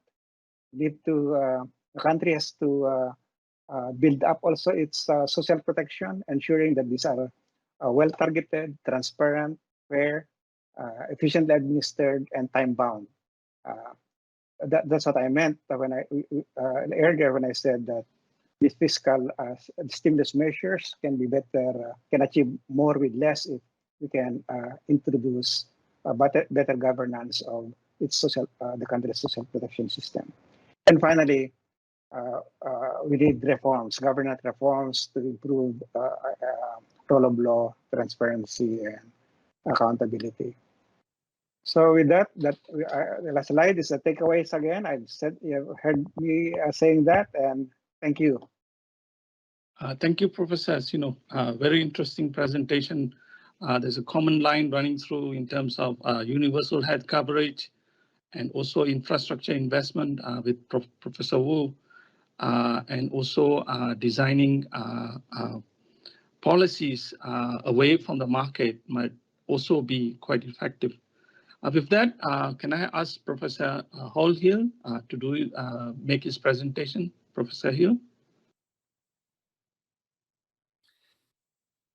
Thank you very much. Thank you very much, Shandre. Can you hear me okay? Yes, we can hear you very well. Oh, that's good, because I think I'm afraid some of my earlier remarks were actually weren't audible. So that was basically at the beginning of the webinar to welcome people and to thank everybody for participating. But I guess others have done that, so no need to repeat.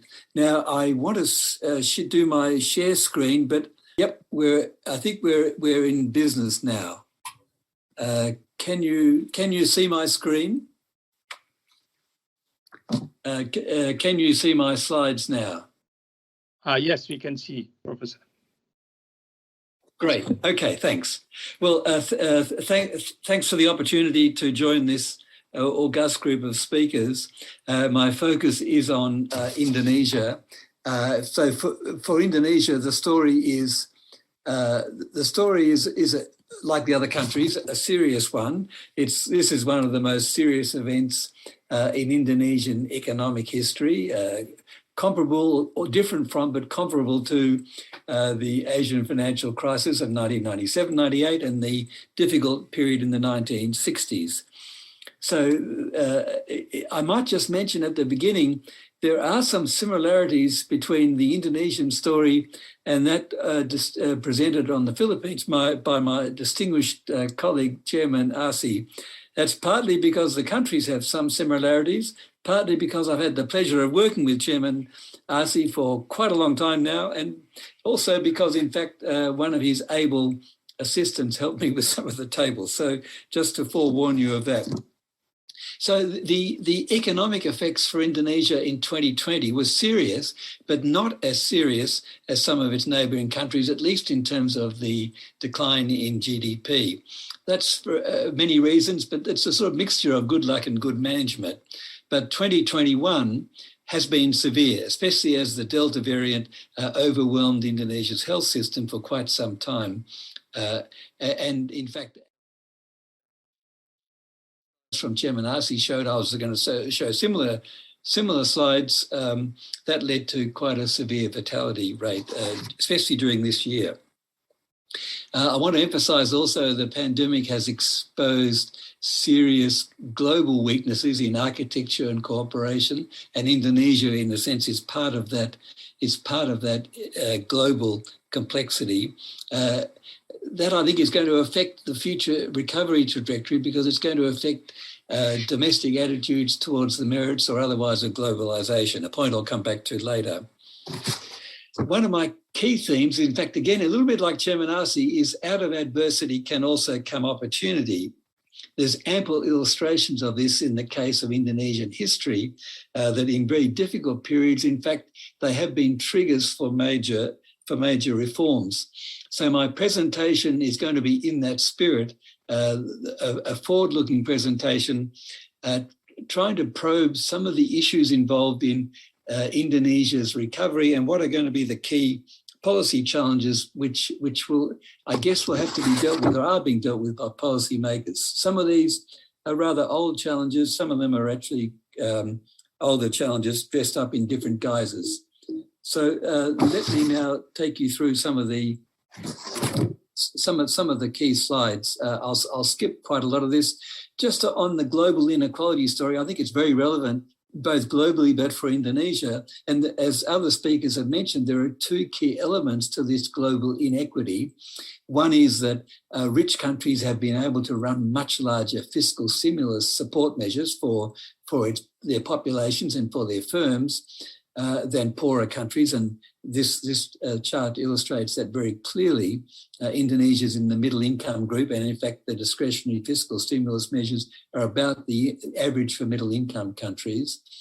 And secondly, as again, previous speakers have emphasised, the vaccine inequality has become a really serious issue. We cannot have one world again while we've got these huge differences in vaccination rates.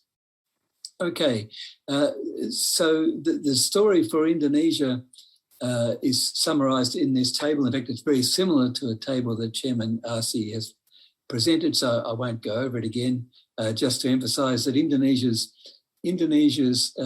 economic decline last year was comparatively mild, serious, of course, the first economic recession in 20 years, but it was comparatively mild. But this year, the recovery is going to be slower, I think in part for the reasons that Joe mentioned, that this vaccine inequality is also shaping uneven recovery trajectories. Okay, so the rest of my presentation is really going to be asking the question, what does the way forward look like, or what are some of the key factors which might influence the nature and the speed of the recovery trajectory? Some of them are very obvious, some of them are very broad, but let me just take you through what I think are some of the key parts to it. Starting with governance institutions, a very broad topic, so I won't try and unpack it in any sense. Indonesia's institutional quality, typically measured, is about what you'd expect on the basis of its income per capita. As Wing correctly mentioned, you need to unpack these institutional quality measures, and they can be very misleading. But in a sense, the Indonesian institutional response, I think, more or less accorded with what we might have considered to be the priors. That is, its macroeconomic institutions performed pretty well in the crisis. Its social safety net support mechanisms performed moderately well, constrained by scale and targeting issues and so on, whereas the health system was clearly the weak point in the system. So it just illustrates the point other speakers have made, that we need to unpack institutions and governance quality when we're talking about such a broad topic. So the second topic is, in fact, the macroeconomic policy framework. Here, the key point just to emphasise is this has been a major success story for Indonesia during the democratic era. It's actually, Indonesia performed more or less as expected on the macroeconomic pre-crisis vulnerability indicators. This is just an indicative set of indicators by country. You'll see that Indonesia ranks pretty high, that is low vulnerability pre-crisis. And that was more or less what was the outcome during the crisis. And it also means that Indonesia's debt levels post-crisis will be relatively manageable and should not pose a serious constraint on future economic development, because it has room to move on fiscal and monetary policy, and therefore the general policy issue is to return to the pre-COVID macroeconomic policy framework as much as possible. That's the fiscal law and the independent central bank. Just to emphasise, as other speakers have, of course, good macroeconomic management is a necessary but not sufficient condition for recovery. And one of the best illustrations of that is, in fact, the paper by two leading Philippine economists, Toby and Corina, published incidentally in a fine journal that Wing Wu himself edits. Macroeconomic challenges going forward, notwithstanding the successes, lots of issues. Again, other speakers have mentioned it. The one obvious one is the country's very low tax effort. When you've got a tax to GDP ratio of less than 12% pre-crisis, you don't have a lot of room to be able to quickly ramp up fiscal stimulus measures. A recent very important paper by Hatib Basri, former finance minister, and others, has talked about some of the details there and how to address the tax issue. Another issue related is, although Indonesia's savings rate is quite good, its domestic financial resource mobilisation is not as strong, and there has been this reliance for funding deficits, both current account and fiscal, on the basis of short-term capital flows. So there is an issue involved in domestic resource mobilisation. When you've got large shares of debt being funded by short-term capital flows, it's risky. But overall, the macro story is pretty encouraging. A third part of the reform agenda is staying open. We know more open economies generally grow faster, but you've got to manage it. One key point, I think, for Indonesia, one amongst several, is that Indonesia has been missing out on global production networks and value chains significantly. My colleague at the ANU, Professor Takorola, and of course, Professor Kimura in his presentation are the key regional and world authorities on this. But the point is that Indonesia has been missing out on a lot of opportunities. These figures may be a little bit hard to read, but they just show that Indonesia's underperformance in key areas, especially electronics exports, which, as we know, are such a dominant part of the East Asian economic integration. You may not be able to read the numbers exactly, but you can trust me, I'm an economist. So the global value chain story is important. There is and will be increasing pressure for so-called strategic import substitution in Indonesian trade policy. It's been a recurring theme of Indonesian trade policy always, in fact. And there will be some scope for this in certain key sectors, pharmaceuticals, health products, and so on.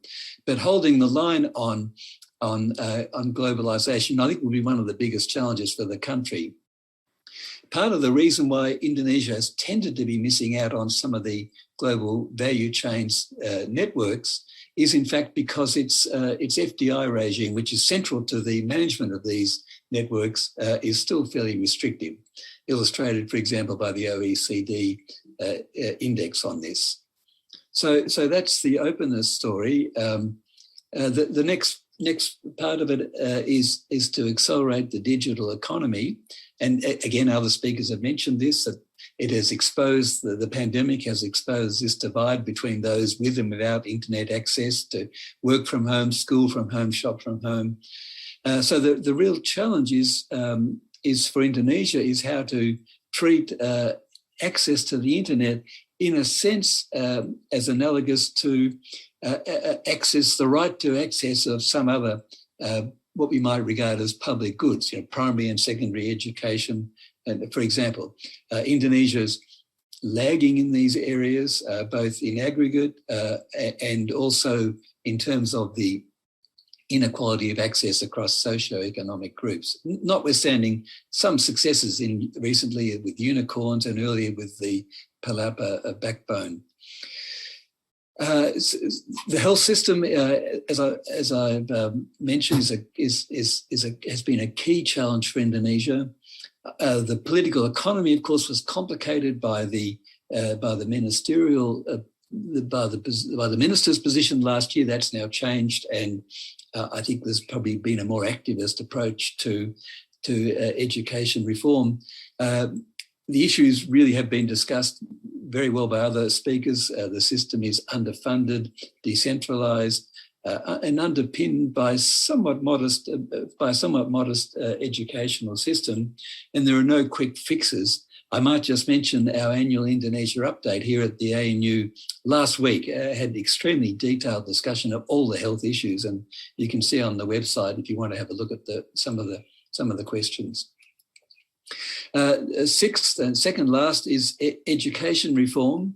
So again, especially as Arsi mentioned, there has been this scarring effect because of the inequality of access to education during these extended shutdowns.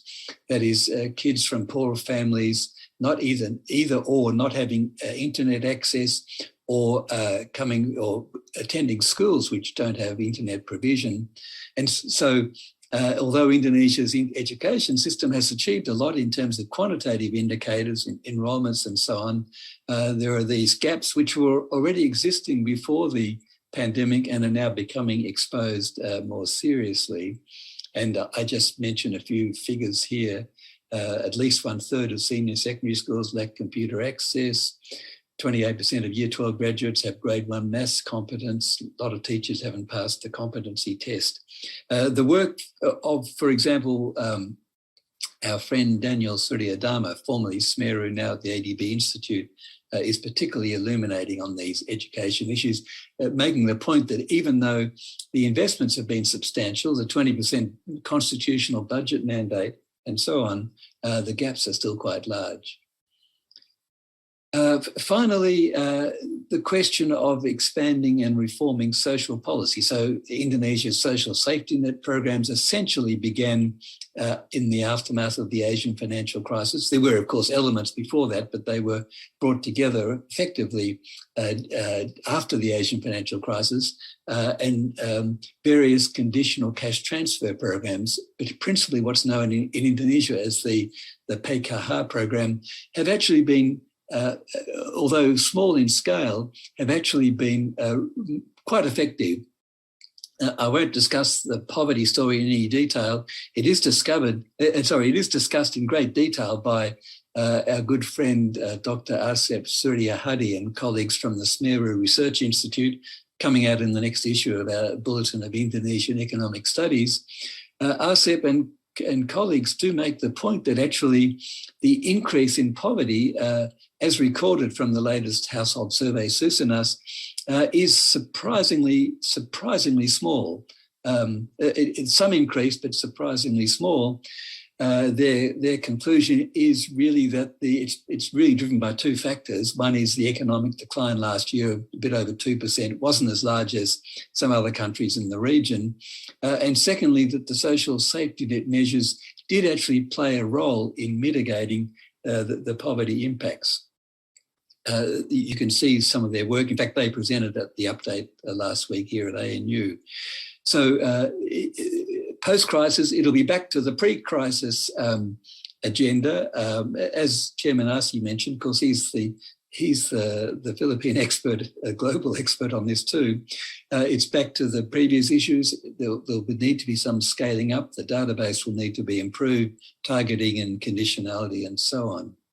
So that's setting out very briefly, in a nutshell, some of the key reform agenda issues. There are, of course, others, but I think they're going to be some of the key elements in determining whether Indonesia gets back to this moderately dynamic growth path pre-crisis, which was averaging a bit over 5% for the past 20 years.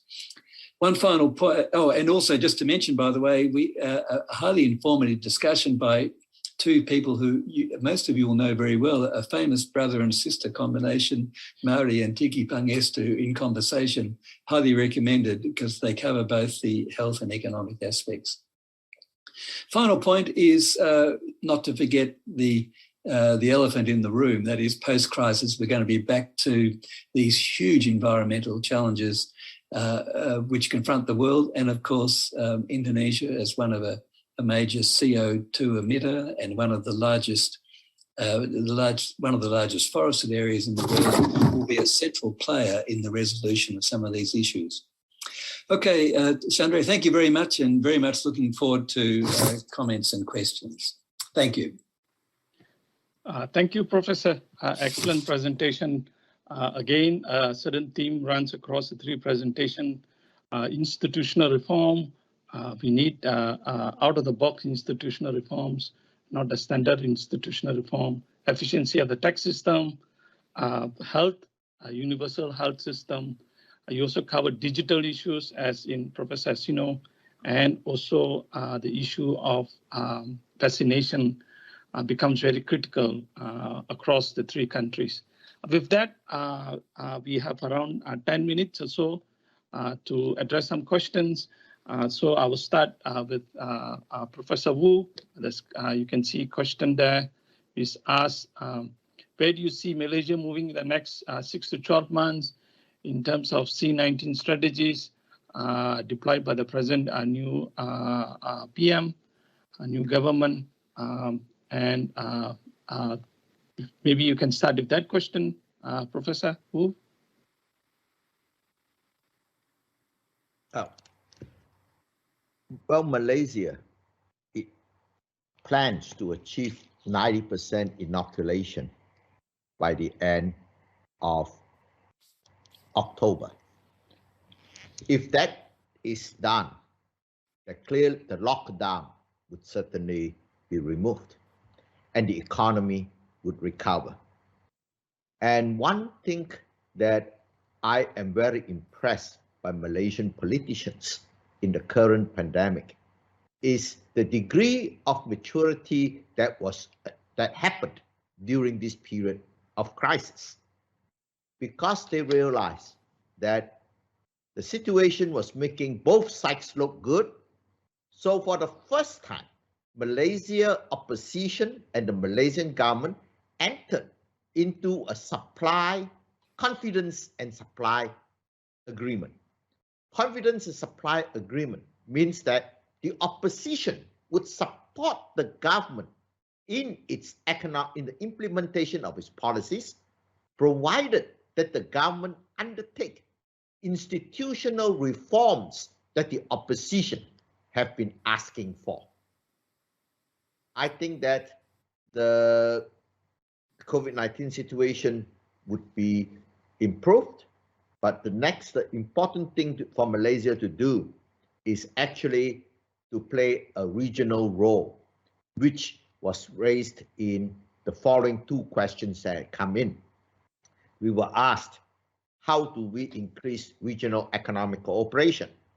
We were also asked in this session, how can the vaccination rate in ASEAN be increased? And in the very previous section, we were asked, how would AUKUS, AUKUS, the nuclear agreement, nuclear submarine agreement, affect economic prospects of ASEAN, and what should ASEAN do? All these three are related. In order for greater economic cooperation, it would surely happen if ASEAN could have greater geostrategic cooperation. Basically, what is the new name of the Cold War? The new name for the emerging Cold War. The new name of the emerging Cold War is the Indo-Pacific strategy.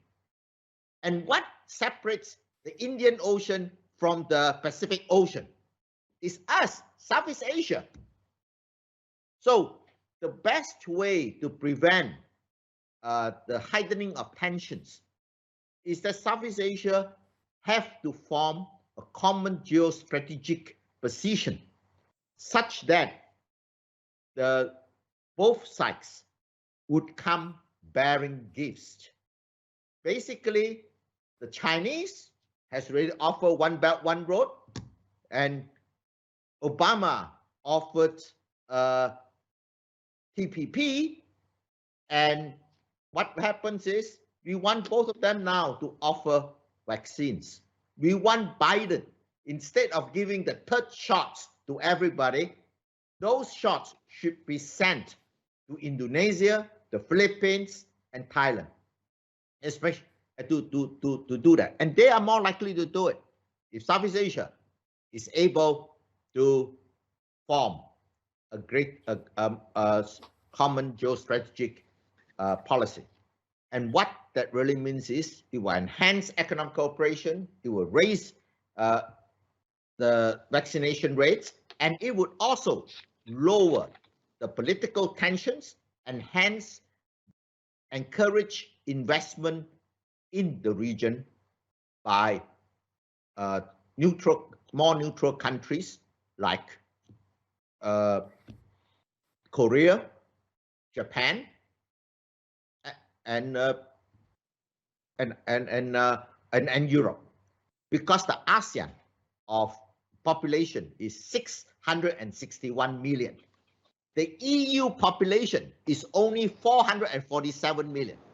If the EU is seen as the third world power, ASEAN could be that instead. So I think that greater ASEAN unity will solve many of our problems and help us to deal with climate change in a coherent manner. The decarbonization of our economies will be done a lot cheaper if ASEAN works as a group than as individuals. Like a common power grid will be able to take advantage of solar power and economies of scale a lot more. Thank you, Professor Wu. Excellent discussion. You picked up the key questions and picked up several questions at one time. That is really appreciative. There's a question for Professor Arsenio on Philippines. You mentioned pandemic has long-term costs for Philippines. Could you share what are the government policies to address this long-term impact, as the government has been distracted in addressing the short-term costs? Professor. Yeah. Okay. What I was saying is that the initial short-term cost could produce deep scarring if those loss of employment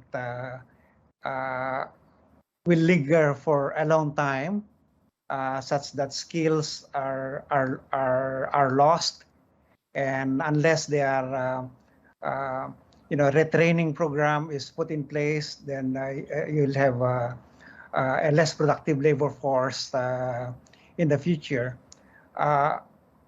But what I see as an even more serious scarring would be the consequences of children today not being able to acquire the kind of the skills and the learnings that they should have, and to the extent that other countries would be able to do that, and countries like Philippines would be less so. I think that also will impact on their capacity to compete, their capacity to contribute to future incomes, future earnings, to productivity growth, and so on. And so I think that while fiscal measures or stimulus measures are not as big as those you can see in more advanced economies, as I said, the fiscal measures so far are relatively small, but it's what is expected given its state of development. But what I see is that a lot of things can be achieved with even that amount if the governance structure, if the these resources are used properly, efficiently, in a way that the measures are well crafted, well designed, and then well implemented, and so that they can they reach those peoples or group of people who are really more vulnerable to the shocks, to the poor who deserve those transfers most, and not used to support what the economists called zombie firms, firms that have been so inefficient anyway before the pandemic, but they continue to be inefficient during the pandemic and post-pandemic. Maybe you just let them go and use those resources to provide support to those that are that hold promise, especially for employment generation, and many of them are small and medium enterprises. So that's what I think would the country need to prioritize on. Thank you, Professor. Excellent. Thank you very much. There's one question for Professor Hill. Indonesia's absence from global value chain itself is a major issue. Given the current shock, it seems like it's an opportunity for Indonesia to join back the value chain. What do you think are the key elements Indonesia must do to strengthen its GVC activities in Indonesia? Yeah, thanks. This is an important issue. It's one, by the way, which Professor Kimura is much better qualified to answer than me, but let me just sort of have a go at it. It's a big issue because we know that about half of intra-ASEAN and intra-East Asian trade is actually occurring under the general umbrella of these global production networks, especially in activities which can be vertically separated across national boundaries according to their factor intensities, capital intensive, research intensive in countries like Japan, the more labour intensive in some of the lower wage countries. So a lot of opportunities, and the key point, Indonesia actually isn't absent from them, but it is underperforming in them. And the reasons are pretty well known. It's because the prerequisites to participate in these global production networks, which, by the way, in Southeast Asia were really led by Singapore and then Malaysia from the 1970s, is that you need to have open borders, either for the whole economy or at least for designated zones. You need to be open, very open to foreign investment. That's because goods move very quickly across borders, just-in-time production and so on. You need to be very open to foreign investment. Indonesia is still somewhat ambivalent about foreign investment. And you also need to be able to be open for labour markets, particular subsets of skills. Indonesia, in these respects, is not as competitive as it could be compared to its neighbours. And the key example of how to do it as a latecomer is, of course, Vietnam. Vietnam has been the star especially in electronics production over the past decade. And as my figures showed, its share has shot up very quickly. So the broader point is, and we're seeing this played out in Indonesian industrial policy debates at the moment, by the way, very well summed up by my ANU colleague, Dr. Arianto Patunru, who's written about it quite a lot. Policymakers are saying, on the one hand, they want increased domestic value added, and on the other hand, they're saying they want to increase participation in global value chains. Well, for these kind of activities, you have to choose. If you want to have increased domestic value added, by definition, you won't be a major participant in these production networks because the value added is sliced up often very thinly across borders. And so I think as long as Indonesia has this debate, which is essentially unresolved, it is going to miss out on a lot of employment opportunities as a result. And that's going to affect the responsiveness of poverty levels to the economic growth, as well as a lot of other educational entrepreneurial opportunities. As I say, Professor Kimura is the expert, not me. Thank you, Professor Hill. We have come to the end of the session, but I'm known to break the rules. I just want one question as a chair. That is following up Professor Wu's comment on ASEAN and trying to create a platform. But ASEAN is struggling itself in terms of having that platform. But it needs CJK, Japan, China, Japan, and Korea to come together and push for this regional economic cooperation for vaccination and so on. Quickly, Professor Wu, Professor Hall, and Arsenio, few lines. What platform do you think that we need? Not current platform doesn't seem to have anything. Quickly, just the last 3 minutes or so. Professor Wu, where do you think we're going to find this platform? I think we will start the platform with cooperation on the decarbonization of our economies. If we are able to go on that successfully, we will be able to work on many other things, including forming a common geostrategic front in the emerging Cold War.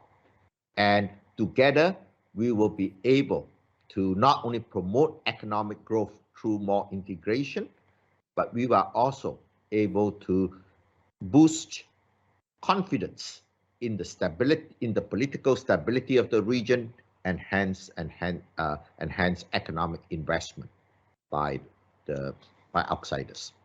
Excellent, Professor. Professor Arsenio, where do you think we can find this platform in just a few minutes? I think that Having been there myself, I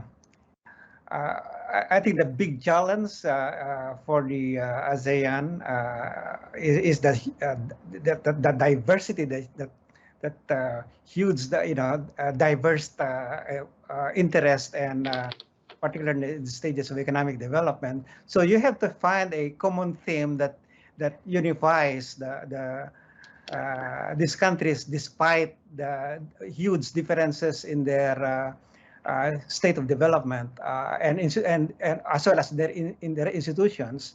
And one that I've been pursuing lately, we've been pursuing lately, is in the area of competition policy, where we see, all these big multinational companies, platforms, all this e-commerce equally affect all these economies, and we would need to have some platforms of cooperation and coordination, because we are affected similarly. And I think that is moving as part of the platform that is being been put in the table in this ongoing ASEAN meeting.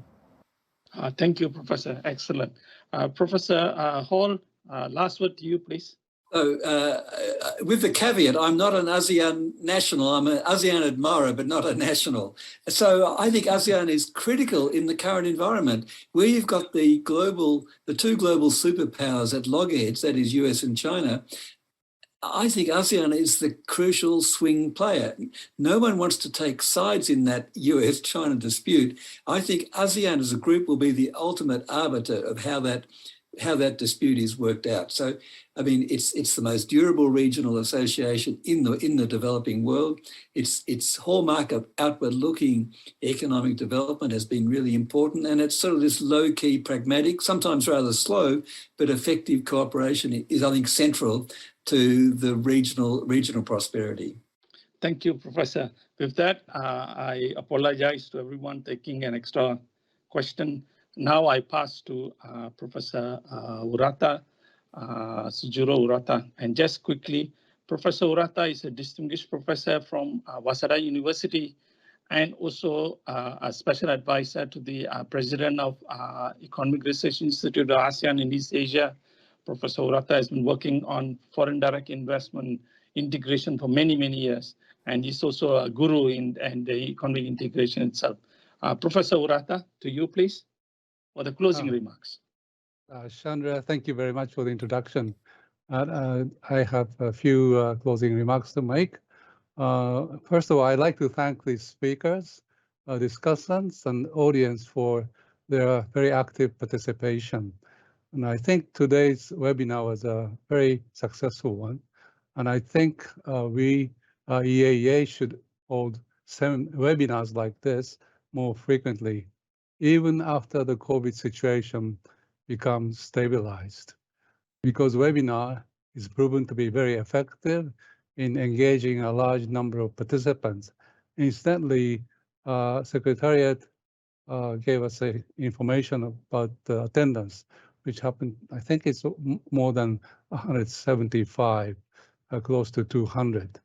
But before I forget, I'd like to remind you that thanks to Jeffrey G. Institute for Southeast Asia and Jeffrey Sachs Center for Sustainable Development of Sunway University, we are going, as Hal Hill told us earlier, we are going to hold an in-person conference on August 27, 28, next summer, 2022.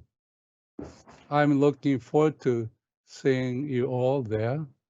And before closing this webinar, I have two requests. First request is to support EAEA, East Asia Economic Association, which is the only economic association covering all East Asian countries and attended by many economists in the region and beyond. Your participation in this seminar is a big support for EAEA. Becoming a member of EAEA is also a big support for us. My second request is to join me in thanking Jeffrey Chi Institute for Southeast Asia and Jeffrey Sachs Center for Sustainable Development, Sunway University, for supporting or sponsoring and organizing this webinar. And I also like to express my sincere gratitude to Professors Winte Wu and Shandre Thangavelu and their team for their excellent preparation and execution of the webinar. Without their tireless dedication, this webinar was not possible. With these closing remarks, I'd like to end this very fruitful webinar. Thank you very much. I'll see all of you next year, not before that, in the webinar or and the convention. Thank you very much again.